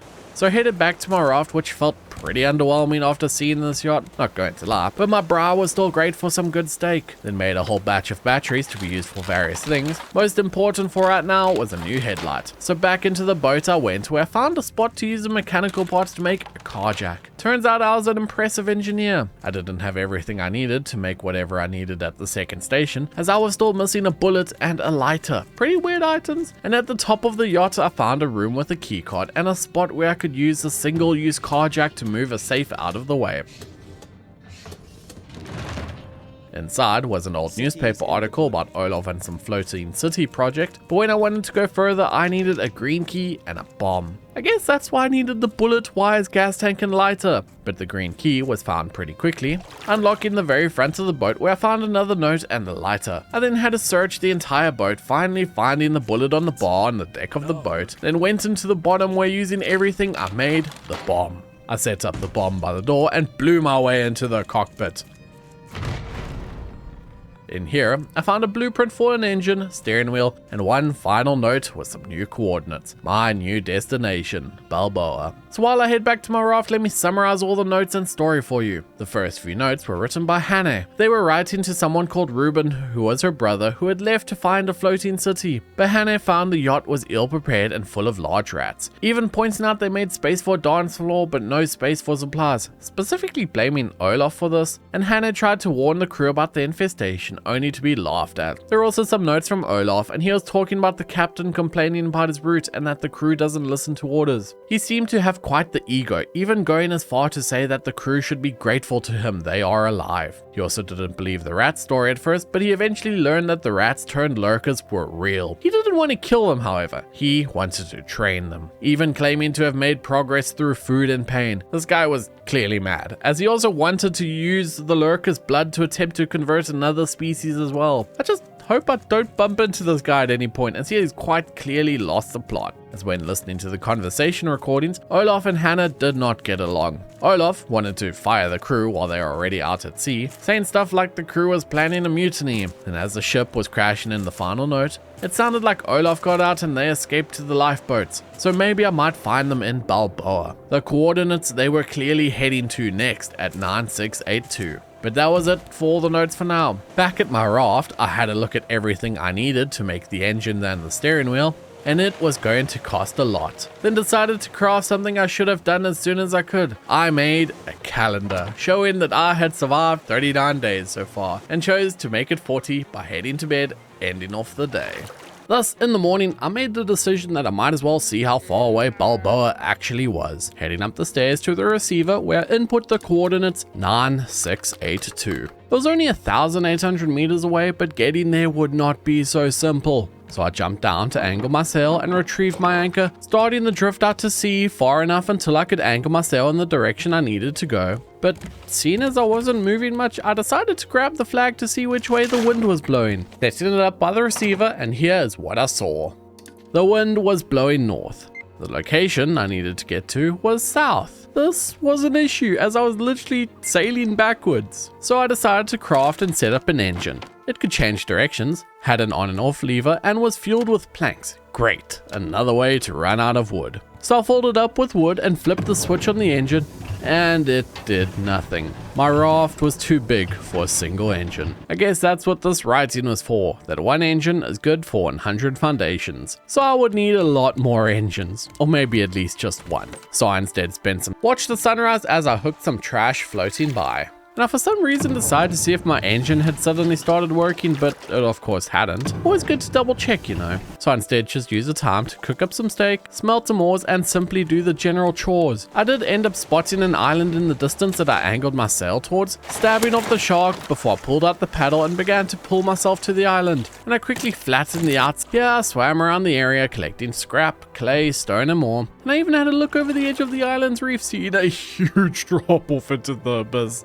and the deep, deep blue, which looked absolutely terrifying to me. I was just glad I didn't see any creatures, aside from this stupid shark, which I bonked on the nose with my spear. But with that, my pockets were pretty full, and I leaped onto my raft, betrayed the trust of some birds as they were resting on the nests I had left for them.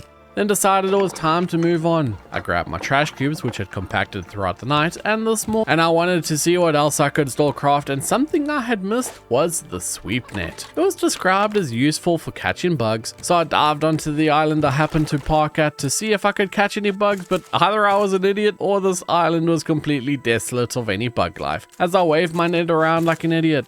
I don't know what the bugs look like. Pineapples. Clearly, I was very focused on this task of bugs, eventually deciding there was no bugs here to catch, instead chopping trees and picking flowers, in hopes it'd stir any bug life to activity, but nothing but seeds. So I swam back to the raft. Good thing too, as Stuart the shark was here to try and avenge his comrades by eating my boat. So I returned the favor by stabbing him a couple times in the face with my spear, but he wasn't dying and I was running out of breath. So I wanted to see what I could do about that. One item I'd start working towards was an oxygen bottle, because surprise surprise, it said it provides extra oxygen underwater. Who would have guessed? So I started to melt my seaweed, craft my bottle, and went into the water while I waited on ingredients to prepare taking out Stuart in the process. And with how much I had been smelting recently, I used up my sand and clay to make a couple bricks, which I set out to begin drying, then kept up the daily chores of cutting down my tree, eventually finishing everything that I needed to craft the oxygen bottle. Now I'd go diving for longer without worrying about running out of breath, since there was also an achievement for diving which I'll be doing soon. But before I did, I wanted a new pair of flippers instead. So I had some work to do around the base, grabbed my bricks which had now dried, and then I wanted to go try for that achievement, which requires you to dive 100 meters below the surface. So I had to take down Steve the shark, then began the swim into the depths, and this was absolutely terrifying. Just the absolute silence of the void as you swim deeper and deeper. An achievement unlocked! Let's get the heck back to the surface, and I did not like that at all, but hey, never again. Instead, spending the rest of the day 46 smelting, cooking, and I had to fill up the engines with my wood in the morning, then activated them only to see they still weren't moving. Was my raft really bigger than 200 foundations? Did I need a third engine? No. I was just an idiot who forgot to raise the anchor, and that set us off. The engines whirred to life as they began to thrust my boat forwards, onwards to Balboa. That's when I realized the problem. Looking at the receiver, I was still going in the wrong direction, but I had a solution. So I crafted a few bits and bobs together before making a steering wheel. Now I could easily turn the raft and angled myself to the Balboa destination, setting sail once again. I knew these engines were going to start eating through my wood supply, so I set up some additional large crop plots. And later on, I will need a proper tree farm, but for that I would need a lot of resources to keep up the good habit of clearing my net. And then I had some trees fully grown in the morning of day 48, almost half of the first 100 days I'm spending in Raft on my quest to achieve 100% completion in this game. So when I spotted a glimpse of what looked like another large island in the distance, I spun my steering wheel left to make towards it, as I wanted to spend those trash cubes I'd been crafting. But as I got closer, it didn't look like any of the large islands I'd seen before. The grass was more yellow, the trees were different, and I was excited. I did my general prep for the island, like stocking up on food and water, sharpening my weapons, and contemplating the impending doom of the earth. Then leapt onto the island to begin my exploration, and I found a birch tree I was able to chop down for a new seedling type I could grow on my boat. Then kept following the path up, only to see a huge swarm of bees. Now thankfully, I had made that net earlier on, which I used to capture 5 jars full of bees. I even broke down their hive into honeycomb to take back with me. At the top of the hill was a trader where I used my trash cubes to buy 20 simple fishing baits. Finally, I would be able to catch some fish to earn trading post reputation points. This was doubly important since there's a couple achievements relating to the trading post. There was also an antenna here which led me to believe at first I had unintentionally found Balboa. But what I also found was a large bear that was sprinting up the hill to get to where I was. I drew my bow as I began to dodge its attacks while preparing it with arrows, firing shot after shot until it went down. It gave me some leather and meat, a surprisingly small amount for a massive bear, but it was an easy fight, so can't complain too much. And the rest of the island was pretty quick to explore, and I found some more bees, cleared the bear's cave, got stung by some bees, found a wheelbarrow. I'd already researched the bees and honeycomb, unlocking recipes to make a beehive. Supposedly it'll give me more honeycomb over time, but I wasn't sure how that worked just yet. I also checked the receiver only to see I wasn't actually at Balboa, not yet anyway, but I was at one of the green dots, which must be the antenna I'd seen. But I wanted to make use of the trader I'd found, so made myself a new metal fishing rod, baited the rod, and spent all 20 baits I had bought catching fish. I ended up catching 9 net nibblers, 7 glow shrimp, and 4 sharp carp. 20 fish, which I ran up to the trading post and sold for 20 trading coins and 200 reputation. Finally, I was actually earning some money, but seeing as the trader was out of stock of bait, I wouldn't be able to earn any more here. Instead, taking down the baby bear, they wanted to steer my boat off, but I got stuck. Fortunately, Step Bro was not around and I had to simply throw the engines into reverse, undocking from the island before I set sail once again, chopping down my trees, and this time using the palm leaves to craft even more ropes that I threw into the compactor for trash cubes now that I was finally using them. Clearing all the nets as I spotted it, right ahead of me according to the receiver was Balboa, a massive island with high cliffs surrounding it entirely. Somehow I would need to find my way in. I had to find why the yacht wanted to sail here, and I could only hope I didn't run into Olaf, that absolute psycho. As I pulled into the shores of Balboa, there was a distinct SOS sign made of rocks that I admittedly missed, but I had some preparation before I began to explore the island, refilling my food and water, as well as a second bow, and I slowly advanced forwards where I found a metal sign. Unauthorized personnel to not enter during mating season. Oh great. So I would for sure find bears on this island. At least I know how to easily kill them now. Further on, I found a sign which pointed out some relay stations and a ranger station, and it seemed like I was meant to go to the ranger station, so instead I went the other way towards relay station 4 and 6, only to see a bear sitting in the distance.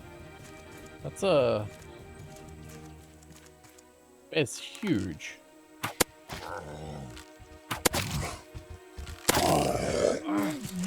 You get so much closer than all the others. Oh shit, oh shit, oh shit. You big scary bear. I topped off my stats to begin regenning a bit. What do I do about you? So I want to go that direction. You have a cave there. Oh, fuck. You know, seeing a giant bear, I probably should have been more careful. So waking up, back in my hammock, missing most of my resources with no more sunlight to try again today. But I wanted my revenge on the bear in the morning. However, I needed more equipment. So using planks, ingots, and feathers, made up some more arrows, making sure to smelt everything I needed, taking out some of the birds for more feathers, and throwing the drumsticks on the fire, and even ate some mushroom omelets before I began heading back onto the island. I was opening a few more decoration packages as I stepped onto the island, accidentally completing an achievement. I'd successfully unlocked every single decoration package, so bow in hand I got back to where the giant bear was. But this time, I was smart, as I walked up the ledge next to where it was and began to absolutely mass fire my bow at the bear, only for it to shatter in my hands. I tried to walk down to see if I was close to defeating the bear, only to piss it off and have to run away as it swiped at my booty. Barely escaping with my life, I needed another bow, but to make one, I needed more vine goo. So I started to dive around the area, only to find there was no seaweed here at all. And I tried to keep up the search in the morning, but there was just nothing here. I knew there was nothing else to do but fire up the engines, so steering off my raft in search of a small island where I could find some seaweed. I was fortunate that it did not take long to find another small island, and I quickly made up some new tools that I needed. And I did not want to waste too much time at this island, so sprinted around the waters grabbing bits of seaweed to stuff into my pockets, harvesting some metal as well while I was here, and also made sure to pick up eggs from my chickens while I threw in everything I needed to smelt. Once I had all that, I crafted up a new bow and set sail back towards Balboa. And back on Balboa with bow at the ready and plenty of arrows to my name, I was fully prepared to take on this bear once more, running all the way back up to my spot on the ledge, and this time the bear would die, firing dozens of arrows till the beast was slain. Mama Bear was dead. I calmly approached the corpse I was now able to harvest for a vast amount of meat and leather, then entered the cave where I found a metal crate with some very exciting goodies and a blueprint for a machete. This new melee weapon would be pretty handy, but I'll have to craft one later once I get back to my raft. I didn't realize at the time, but I was lucky enough to have gotten one for free from the crate. Thus I kept exploring the island where I found a smaller bear that was a piece of cake to take down, unlike the mama bear. Then found some wild berry bushes at the top of the hill. Not sure what those were useful for at this stage, but I do figure it out a bit later and it would have made my life much easier. I eventually made it back to one of the road signs pointing me in the correct direction of the relay station that I planned to head towards, and following the road all the way up the mountain, coming past a small camp? Not too sure how to describe it, but there was a storage locker here and inside was a saw that belonged to a Bruno. It was also here I realized I had the machete in my inventory. So kept moving along, chopping down some birch trees on the way towards relay station 6, but the tunnel in my path was covered in vines I had to cut through with the machete. Good thing I'd gotten one for free. And here is where I found a note from Bruno, but I'll summarize them all later as I walked up the tower to find some basic resources, another of Bruno's tools, and a gentleman waiting for me. I first of course pocketed all the stuff, including a blueprint for a biotank, before I spoke to the man. This was Johnny, another unlockable character that I've added to my collection. I'll admit I expected it to be Bruno at first, reading all the notes, but with Johnny on the team I pushed up the lever for the relay station, powering it on. You see here, in order to get the next set of coordinates, I would need to power all 3 towers. I then ended the day by hopping up to the roof of the station where I found a crate that I added to my supplies, and as I left relay station 6 in the morning, I made my way back through the tunnels, but I didn't follow the same path back down the road. Instead I channeled my inner Skyrim horse and began to scale down mountains till I found the path to relay station 4, moving up the hill, but my path was stopped as the drawbridge was up. I could see a lever, so did the only thing I thought of and picked up a rock, throwing it at the control, hitting it on my 3rd shot, lowering the drawbridge. So I made my way up and into the relay station. I found a new blueprint in a note which turned out to be a map of the island, then activated the relay station. 2 down, 1 to go. There were a few more notes around from this Bruno guy and one of his tools, and with nothing else I could find, I decided to head back to my raft first in order to resupply. Again, taking the quickest route I could, even if it meant I was walking off cliffs, dropping into rivers, trying to get back as quick as possible. But once I made it, first thing I did was throw some bear steaks onto the braai, stocked up the water supply so I'd have plenty to drink, and learned the recipes I'd unlocked so far. I also tried on the mama bear's head, looking like a real furry now. Then headed back onto the island and I took out a bear on my path which was guarding a small tent of Henry's stuff. Henry, you don't have much stuff, bud. And I could also hear a ringing coming from somewhere, so followed the sounds where I found an old bike leaning against a tree that said I could use, and it gave me an achievement. But I was still on my path up to the relay station, only to find the route was blocked by spike barricades and some funky yellow liquid. I couldn't see anywhere around, so that just meant I had to do parkour.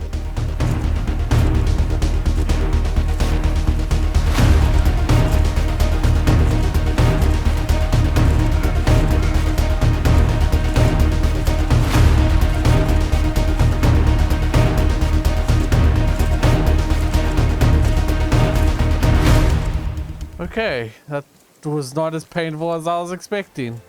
With my arch nemesis defeated, it was just a short walk up to the final relay station. And in the tower I found some more notes from Bruno, but more importantly I activated the final tower, revealing a set of coordinates, 8471. I also claimed the crate hidden on the roof, then ran down to now head to the ranger station. Outside was something which needed a light bulb I didn't have, a ton of plastic, and a blueprint for the biofuel refiner. There was a tool rack where I hung up the 3 tools I'd found, but in doing so accidentally knocked it off, revealing a postcard hidden behind. Then with someone's prized possession stolen, I headed off back to my boat only for a bear to chase me down, leaving me panicked thinking it was a new mama bear. Only to learn it was just a plain bear. So with my pants a bit browner, I wanted to see if I could find the last of the notes and the light bulb. Eventually finding a spot with some notes, leading up to a small campsite with 3 little mannequin things. I grabbed all the notes and the light bulb from the mannequin, getting an achievement in the process. I now just had to get back to the ranger station, running down hills, fighting past a bear, and leaping from box to box across the yellow liquid. I was able to place the bulb in as a new head for Errol, and there was one final note I'd missed inside the building. So while I ran back to my raft, let me give you a quick summary of the notes, at least my understanding anyway. Okay, so there was the guy called Bruno and his sister Astrid. They were park rangers here on what's left of Balboa.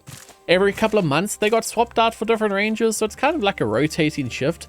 and there were originally 6 relay stations on the island, but 3 were flooded and the other rangers never arrived. At some point, Astrid went missing. She probably died, but we aren't sure, and Bruno went insane due to isolation. He made dolls to be his children and made this sort of soap opera where they all have different personalities and have drama between them. Bruno decided to go out to sea and start looking for Astrid, but there's only space for him and 2 of his dolls.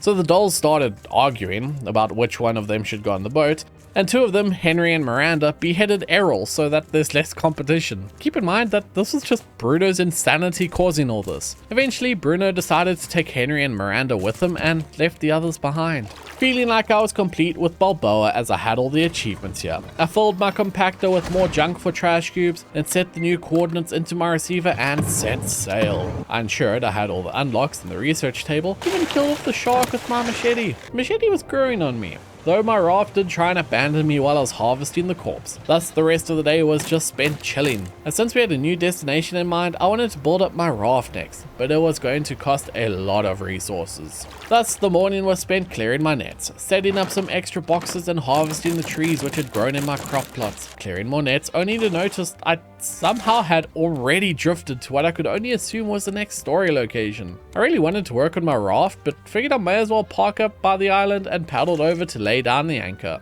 I found a crate hidden in one of the crashed houses, and there was also a pufferfish that I took out with my underwater bow. I'd be seeing a lot of pufferfish here, trust me. But a new problem had flown over. Yet another rockbird, or screecher as they're better known, was here trying to reduce my IQ with a concussion. Thus I decided to make use of my raft by hiding under the stairs to fire a couple arrows till I dropped it in the evening, freeing me to head to sleep. With the screecher gone, I chose to head into the island. I found a bicycle attached to a large hose with a note nearby, and the note was written by Sanjay. He was in charge of pumping oxygen down to Deto, except there was a problem. Deto put too many weights in, so Sanjay, knowing if he left no one would pump oxygen on the bike, left this note as evidence if he was ever arrested. So I dived down to see if I could find anything. So went along following the pipe. There was a couple of spots where I could refill my oxygen as I kept taking out the pufferfish along the way. And right at the bottom was a shipping container with a key to the infirmary, a zipline part, and a metal detector blueprint. I swam my way back, collecting what I could and taking out some more puffers, but by the time I got to the surface,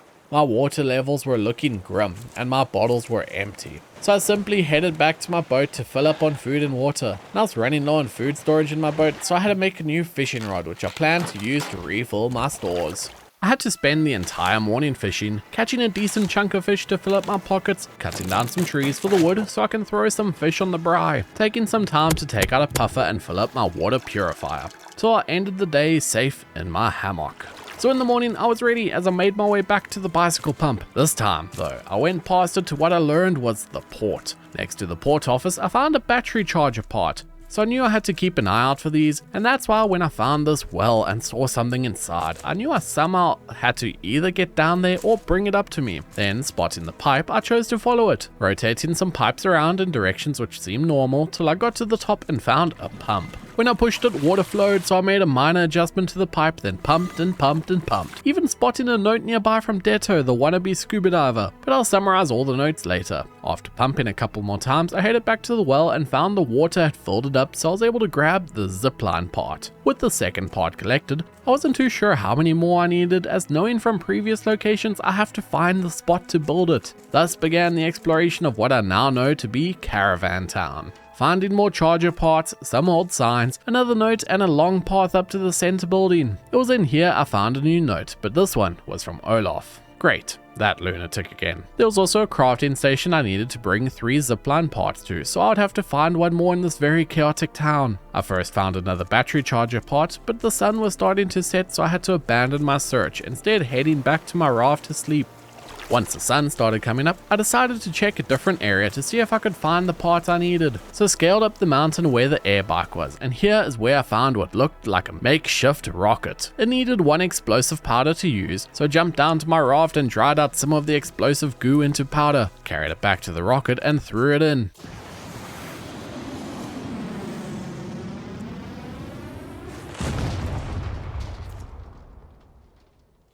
Well, I didn't mean to destroy it, but I could see a parcel had fallen out and landed on the rock next to my raft. Made my way over to collect the zipline part and a small doll called Major Tom. So of course I had to set it down at ground control on my raft. But that was the third and final zipline part I needed. Thus I ran back up all the stairs to the tin can office where I crafted the zipline tool, getting 2 blueprints in the process, and on the roof was a shrine which I'll explain with the notes, but more importantly I was able to take the zipline to the mayor's office. In the building, I stole the mayor's hat and crafted the battery charger blueprint. There was also a chest which needed the mayor's key. It was weird though, as I still hadn't found the infirmary which I had the key for, so I made the call to continue the search when the sun was back. And I checked out my new hat and I looked pretty damn fly, whatever the word for cool is these days. While here though, I learned the blueprints I'd found, then climbed up the center tower where I used a zipline to get to a new rock to explore. I could see there were some pigs here, but they did not exactly look healthy. And when I went down, one charged at me, but I took it out with my machete, even killing a second one harvesting for just some leather. Clearly they had something wrong with them. Then made my way into the infirmary, collecting some healing salves, and then unlocked the infirmary. Inside was a crate, another salve, and the mayor's chest key with a note. I took out the final pig, then made my way back to the mayor's office, and in the chest was an engine controls blueprint and another set of coordinates, this time for a place called Tangaroa. Looking in my book, there seemed to be one more note I had to find, and it ended up being on a table in one of the houses, and with that being the final note, I'll quickly summarize them for you. Majority of the notes were written by Detto, a young aspiring scientist who moved to Caravan Town with his mom and dad. He had the great idea of, if the problem is the water's rising, just remove all the water. Genius, I know. So he tried dumping the water into the well, but the neighbors complained, so instead he tried to make a rocket which obviously got him in trouble when it exploded. Thankfully, his friend Sanjay helped put out the fire, and Detto also tried to go diving under the supervision of Sanjay only to get dragged out. His mom ended up getting sick after a new stranger came to town, Olaf, and Olaf was hosting secret meetings which gave Detto and Sanjay the chance to sneak aboard his boat where they found cages with big rats and a very large hyena, even finding Olaf's notes about training them to be his personal army. Eventually, Detto and his parents chose to leave the town, leaving as Olaf was shouting orders while they were capturing all the hyena that used to be indigenous to Caravan Town. And that was the last note from Detto. I can only hope him and his family is okay, as the next note was a speech written by Olaf trying to inspire people to take back Tangaroa, the location next on my list to investigate, as I got the coordinates in the mayor's chest. The final note was written by Dr. Henrik Schroil, and I found it in the infirmary where those mutated pigs were, and he confirmed my suspicions that the pigs became sick only after Olaf arrived, so clearly Olaf had not stopped his experiments. Back at my raft in the morning, I did chop down my birch trees, as now that the caravan town was complete, I could actually be working on my raft. But before I did though, I wanted to check out some of the recipes I'd gotten. The only one I could craft right away was the metal detector. So with it in hand, I strode onto the island only to realize I'd forgotten a shovel. So once I had the spade, I was back on the hunt, following the beeps as the signal got stronger and stronger until the lights were all lit and I dug up some resources. Not super exciting, so I tried again, and this time I found a briefcase which had 2 titanium ore in it, but this pretty much took the entire day. So I was back at my boat in the evening, cooking up a storm to fill my hungry belly. And in the morning I threw the 2 pieces of titanium ore into the forges to smelt them down, and when I had them as ingots, was able to research the engine controls, battery charger, and advanced collection net. Maybe it was good I had left the boat upgrades till now. I spent some more time searching with the detector to see if I could find any more titanium, eventually just heading home where I ended off the evening harvesting more wood and fishing. I was going to need to keep up my food supplies while this construction is ongoing. And it was then day 67 when I finally made the leap of faith to start this rebuild. By picking up the engines and all the nets, I previously had tried to do some sort of diagonal boat, but I realized that just wasn't going to work. Instead, building up the front of the ship into a point, almost like the tip of a rocket. I also set up my nets in one long line as opposed to an L shape because I didn't want to take any more L's. I wanted W's, or at least just a pointy arrow for now. Then began to disassemble what was one of my main reasons for wanting to upgrade, the towers. They just looked weird, having 2 spinning one way and one the other. I would still have the antenna elevated considering it's a requirement for them to work, but I would redo it better. The front of the rocket though, that's where I would put the engines. But while doing these upgrades, I did end up at another island. This one in the same biome as Caravan Town, and here was a trader. Also could use my metal detector here to find more treasure, even if there were more infected pigs I had to fight through, but they're easy enough to deal with. Finishing off the hogs in the early hours of the morning, then collecting my trash cubes, spending them all on fishing bait. This would be enough to get me to tier 2 in the trading stall. So with a new rod in my hand, I spent the whole day fishing. Taking my haul back to the trader, getting me up to tier 2. Unlocking a vast new selection of goodies to buy. First thing I got was the advanced fishing bait, as I would be needing it to get my trader score up to tier 3. Thus, once again, I had my rod in my hand.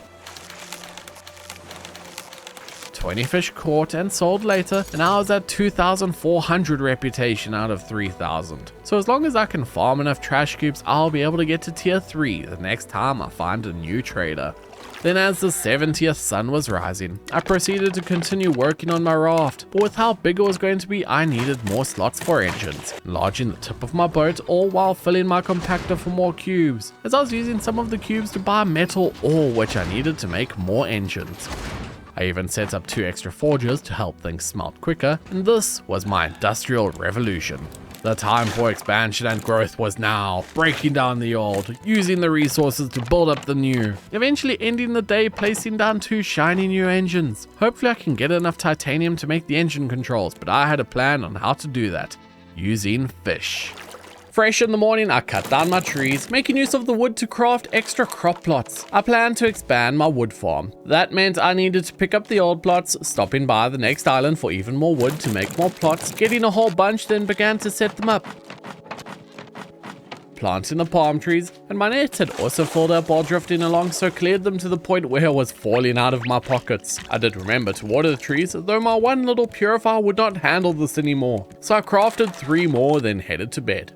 I spotted an island nearby, thus causing me to fire up the engines to power me over to it. Spinning the wheels, the engines chugged through the water to the island. Then when I went to cook some food, I realized I don't need to wait for cooking anymore. I instead simply set up 2 more grills, throwing a bunch of shark meat on the grill.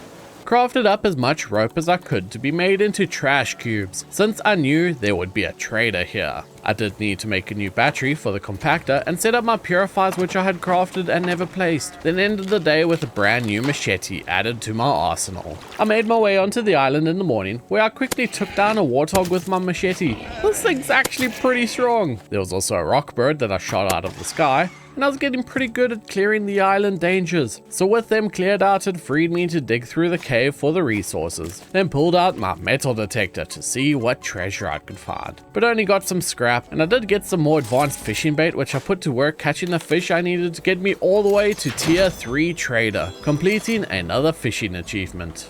And I continued hunting for treasure the next day, only for that treasure to be another warthog charging into me that I took down. Then spent a bit just overlooking my raft. I had a lot I still wanted to do, but the constant grind for resources was slowing me down. So I spent the entire day simply cutting tree after tree after tree. And I started the morning by checking out something. I found there was something called foundation armor. I had to assume that stopped or slowed the constant shark bites, as repairing this boat was getting annoying. Especially now when I wanted to try and make it look good, but holes were repaired and even a small start to an expansion was made. I then threw some more rope into the compactor for trash cubes, and it was then I realized my engines weren't actually in the center. So to anybody with OCD who already left the video, I am so sorry. But I fixed it now, including the secondary engines as well. And I also headed out to the trader where I used my trash cubes to buy some titanium. I plan to use this to craft those engine controls once I can. Threw it in to smelt, then headed to bed. And I needed to make some space for my control floor, so picked up the grills and forges. I planned to make a platform where I'd place my receiver, wheel and engine controls once I had them. So I placed down pillars and began to work on the platform. Wood and nails used up almost instantly, so I was back to working on my tree farm. Using the wood to build and scrap for nails, but I did not have enough to finish the platform right now.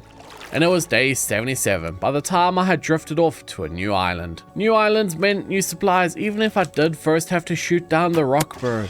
Cleared out the cave and took out the warthog, which was actually my 10th one for a new achievement. It was a short day, but it was a successful one. I even found what could be a good spot for my crop plots, though I'll likely have some amounts of indecision later on and move them again.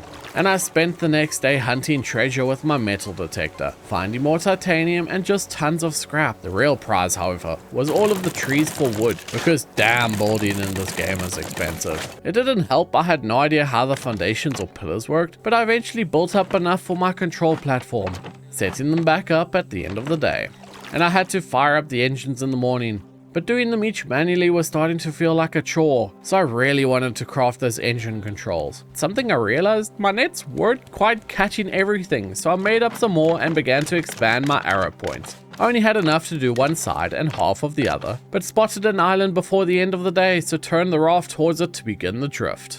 Beaching in the morning, then headed onto the island. I took down the local hog, then the local bird, before spending my time collecting the resources I needed to make more nets and ropes. Throw in some rope into the compactor and replace the battery. At this point, the trader was great for getting resources. I also had to dive around to grab a crate, then finish the day doing what had become a daily activity, cutting down trees. While I was harvesting wood in the morning, I thought I should at least input the next location. And though I was also fortunate to be at a new island, and here I bought a blueprint for a canteen, advanced large crop plot, and a foundation counter. I also got a couple bundles of ore. Then at my boat, I set down the foundation counter, not realizing my raft was already over 400 foundations. Wow, bigger than expected. Not something I'd heard before, so it was a shock. I unlocked the blueprints I'd bought, so we'll need to craft those at some point, and fired up the engine to pull out of the island. Fixing some damage Simone the shark had done, and set up the third antenna in a temporary spot so I could input the coordinates 9755. The coordinates for Tangaroa, the place Olaf wanted to attack, Dedo's family wanted to escape to, and where Hannah said her brother Ruben had hoped to find. I would be happy finding just 2 of those people. And I finished up one of my raft wings in the morning of day 82, then set up my forges once more to smelt all the ore I had been buying up. You see, I was stockpiling metal for a plan. One part of that plan was crafting and setting up the engine controls. It can control the anchor, turn all the engines on and off, and change directions so I can reverse when needed. A huge upgrade to the boat. Another upgrade I wanted to do though was installing foundation armor along my boat, starting with the front, as I was getting really tired of Simone's extended family destroying my hard work. I also looked what it was like to upgrade my basic wood to the hardwood, and it looked way better. So I'll likely do that upgrade to my whole raft as I get an abundance of supplies. But these upgrades made me realize 4 engines really wasn't going to be enough. So I crafted a 5th and wanted a 6th, but was just short of resources to make it, instead simply heading to sleep for the day. And in the morning, however, I saw something in the distance that had shown up sooner than expected. What the flip is that? Oh, that must be... Yeah, that's the next location. Okay. To the location! This was Tangaroa, a massive floating city. I set up the 5th engine to get me close as the wind was not in my favor, and 5 would just have to be enough. So fired him up. My raft began to chug towards the giant snow globe, but this place looked absolutely massive, so I would have to prepare. So I spent the day doing just that, collecting my nets, steering the boat to what appeared to be the entrance, then crafted up some extra tools, threw fish on the fire, and had a good sleep before I began my adventure.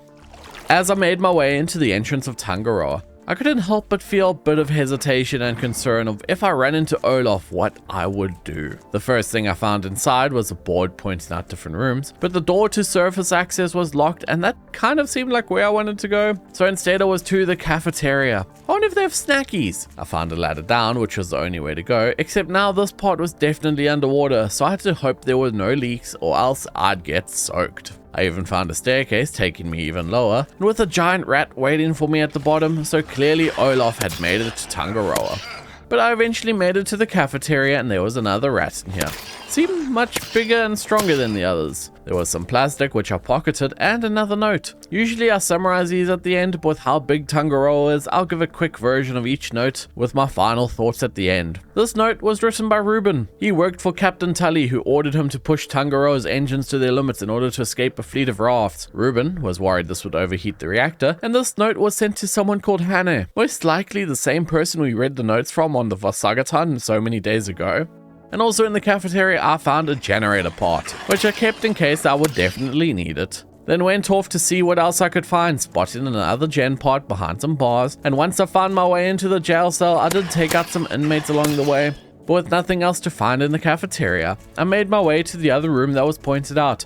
the storage area. I could see a ladder up to crane controls and generator, but as expected, the generator was not working and missing some parts. Since the 2 I had was not enough, I needed 1 more. So I had a look around and found the final generator part next to a broken ladder up to the plantation. Hopefully I can repair that somehow. For now, I slotted in the gen part which powered up, so now the crane could work. Looking at it, it was one of those puzzles where I have to make a path from the beginning to end. So enjoy a quick time lapse of me trying to figure it out.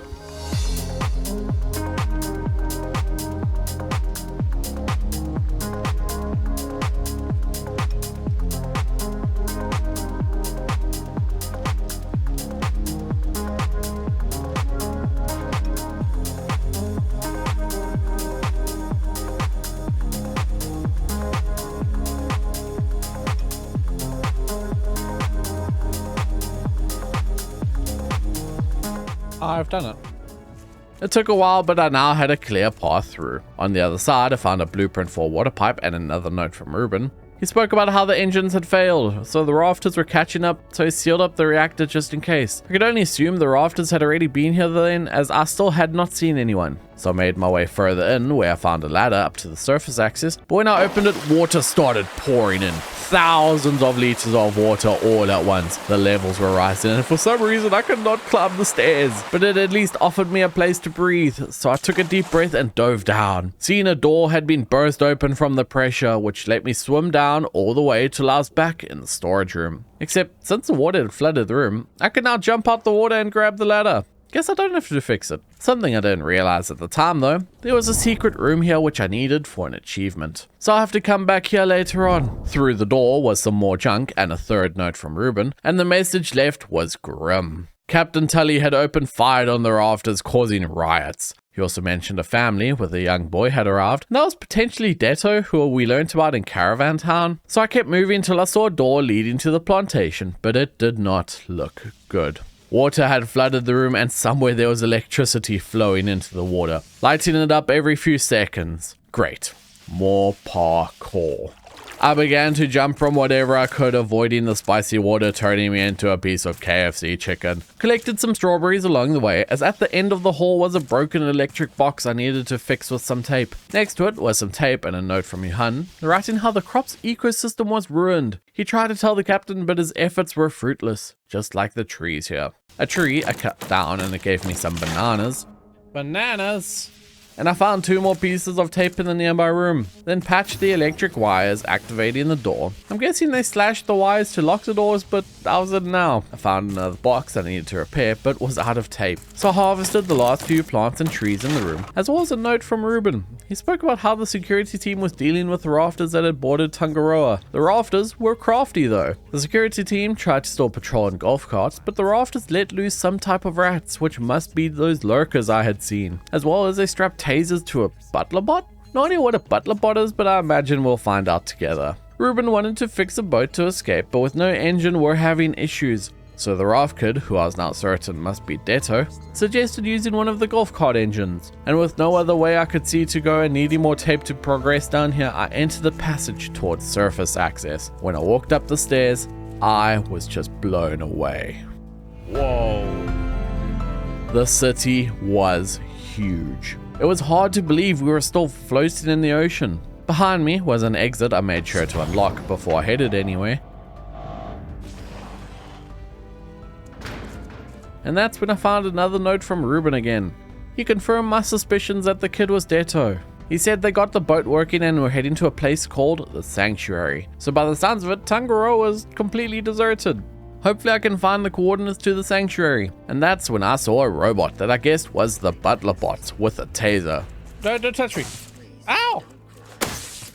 It took a couple whacks to disable it, giving me a key card from its head and an achievement. After refilling my stats, I ran over to the next one to take it down, almost dying in the process. But I knocked it out from a distance with my bow. That could have been bad. And nearby though was a building entrance. I used a key card to get in so I could take the elevator inside up to the 8th floor. And this is where I began the great exploration.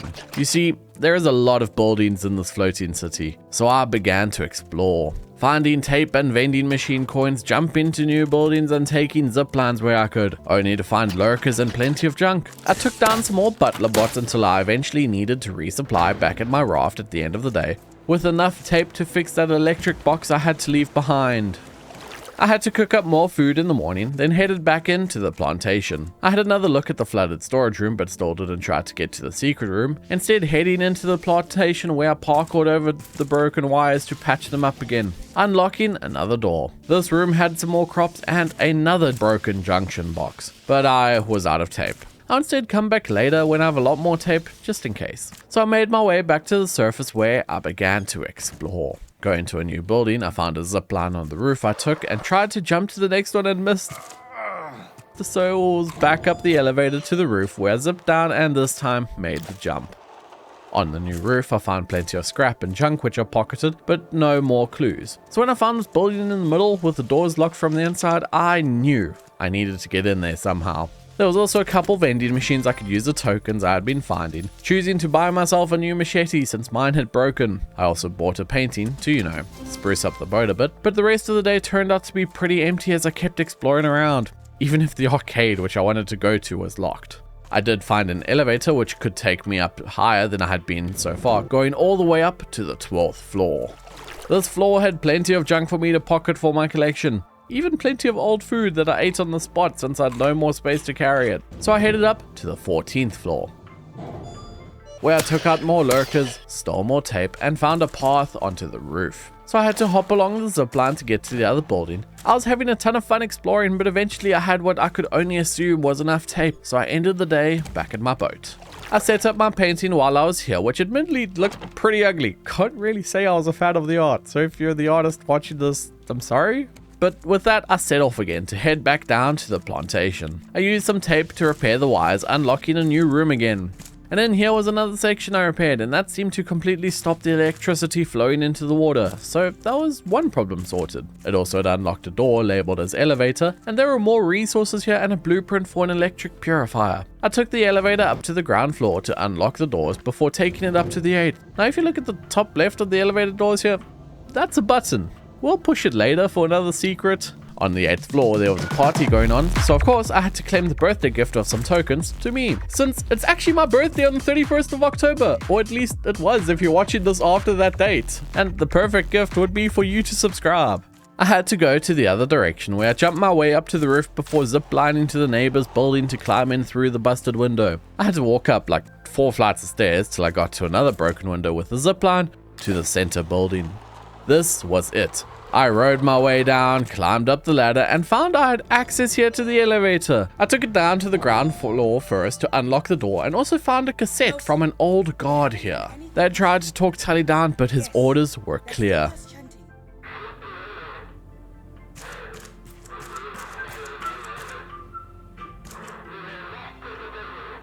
Yes, sir.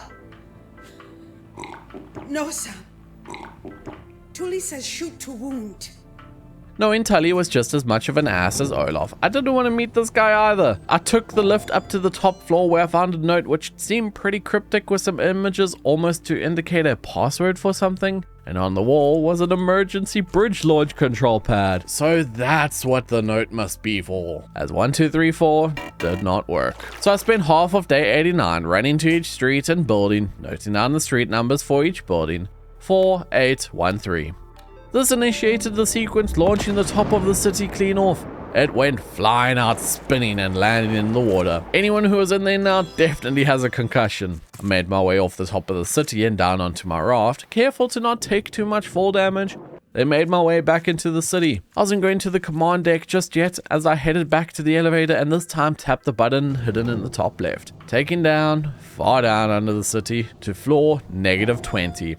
This was a secret room and one that gave me an achievement, some crates of goodies and a cassette. I'd seen a cassette player for sale at the large island traders, so if I wanted to play and listen to this, I likely needed to buy that first. I got back to the boat soon after, where I studied the blueprints I'd found on this massive expedition through Tangaroa, filled up the engines with plenty of wood before grabbing a good night's rest. Then raising anchor in the morning with the engines fired up, I had to chug around the entire city to get to the command deck. It luckily had a ladder for me to climb up and drop into the room, and there was a blueprint for a water tank and some coordinates for somewhere called Varuna. I wasn't certain if that was the sanctuary that Ruben had mentioned, but I'll eventually find out. And there was a note left by Captain Tully, and he didn't really say much, just confirmed he was still an asshole, but one who thought what he did was right. So, doubly so. But the weirdest thing I found was Lady called Elaine still sitting strapped into the city. I would have thought she'd have starved long ago, as there was no signs of anyone else, and also that launch was hectic.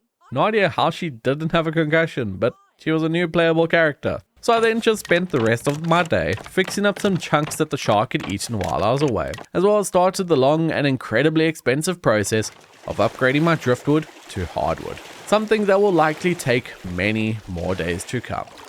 With a new character on the team and plenty new information, I fired up the engines and sailed right back to Tangaroa. You thought I'd forgotten, didn't you? Ran all the way through the town and then down into the flooded storage area. There was a box blocking the entrance, so I had to work the crane blind to move them out of the way, opening up the door to the secret room behind the boxes. I got another achievement as well as a bunch of titanium. Very worthwhile making a stop by here, but with that collected, that was my time finished here in Tangaroa. I could go hunt for more tokens, as I know there is an achievement for spending them at the vending machines, but I let it because I genuinely forgot it was even an achievement, ending off the day sailing off into the distance. I'd been stockpiling a bunch of metal and scrap over the past few islands, so I put them to use covering the edges of my raft with foundation armor. I was doing all this to finally stop these shark attacks once and for all. Though I skipped the back of the raft for the moment, as I wasn't sure how I was going to end off the back of my boat, and I ended up at another large island where first things first, I took out the local animals, as I have to take out 50 screeches for an achievement, which was just kind of insane considering only one spawn per island. But I was here as at the trader. I spent my coins and trash cubes to buy some of the blueprints, paid for more coins and the cassette, which I thought was a cassette player, but I do eventually realize it was just another tape, so I may have to look up how to get a player. But I got back to my boat after the sun had set, learned all the recipes and realized how grim my storage situation was. So I set up some new large storage boxes to dump off all of my stuff, but later on I'll have to develop a better storage room solution. I did like how big these large boxes were though. And it was then in the morning that I wanted to see what else I could actually craft, as I've unlocked a lot of stuff that I just ignored till now as they were too expensive. The first of which was a biofuel refiner that I set up. In here you can combine raw food and honey to make biofuel. Some pretty impressive chemical engineering for a guy who didn't know how to build any boat extensions 93 days ago. Now if I wanted to use any biofuel, I needed to hook it up to my engines. So I crafted up some pipes and began to run them from engine to engine, connecting every single one together using the pipes. I can't say it looked the prettiest, so I may have to build something around this engine room sometime, but I did the pipes well enough that I could set up the storage tank. Here I could dump any biofuel and it would equally distribute to all of my engines. But this meant I needed a steady supply of biofuel, as all of it that I had so far I had just stolen from the various houses and camps I'd been exploring. So my first thought was to solve the food situation, setting up another new structure, the automatic sprinkler. This would keep all my crops nice and wet so long as it has battery and water, so I'll keep that flowing. For now though, I needed crops to water, so I set up some advanced medium crop plots which could hold 4 of each crop, and I wanted to plant watermelons. It was the first thing I could think of I had seeds in good supply of, as I grabbed them on every island I could. So planting the melons in a good couple of plots, with the automatic sprinkler running every time there was a new seed, this was fantastic. I even set up a scarecrow to prevent any seagulls spotting this tasty haul, but the day was running out of light, so I climbed into my hammock for the night. And with my watermelons all grown in the morning, I threw them into the biofuel generator, so I now had the food production sorted. So next, I had to figure out the honey production. But with only my one hive, I'll need to find more of those bare islands in order to capture more bees. For now though, I headed back to the trader to see if I'd missed the player. And I technically had, I just couldn't steal the one playing in the back of the building. So I just decided to head out in the morning, eventually deciding to set up a 6th engine. And while I was sitting on my command deck, I had to look back and realized I still had the massive tower behind me, so I decided it was time to destroy it.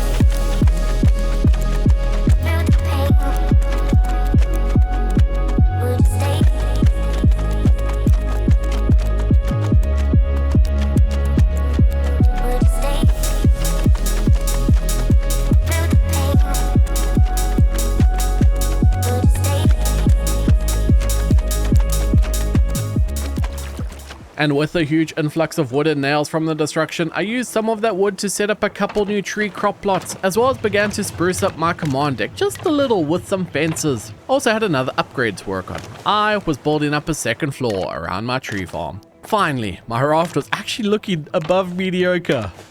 And I kept building in the morning, harvesting the trees for more wood, exploring the nearby islands to take out the locals and hunt for treasure with my metal detector. You see, one of the achievements is to find the developer paintings, so I have to hunt a lot of treasure in order to find them, as only 1% of players have ever found them. So it was going to be a challenge. Since so far I'd only gotten titanium ore, and with only 3 days till day 100, I wanted to celebrate.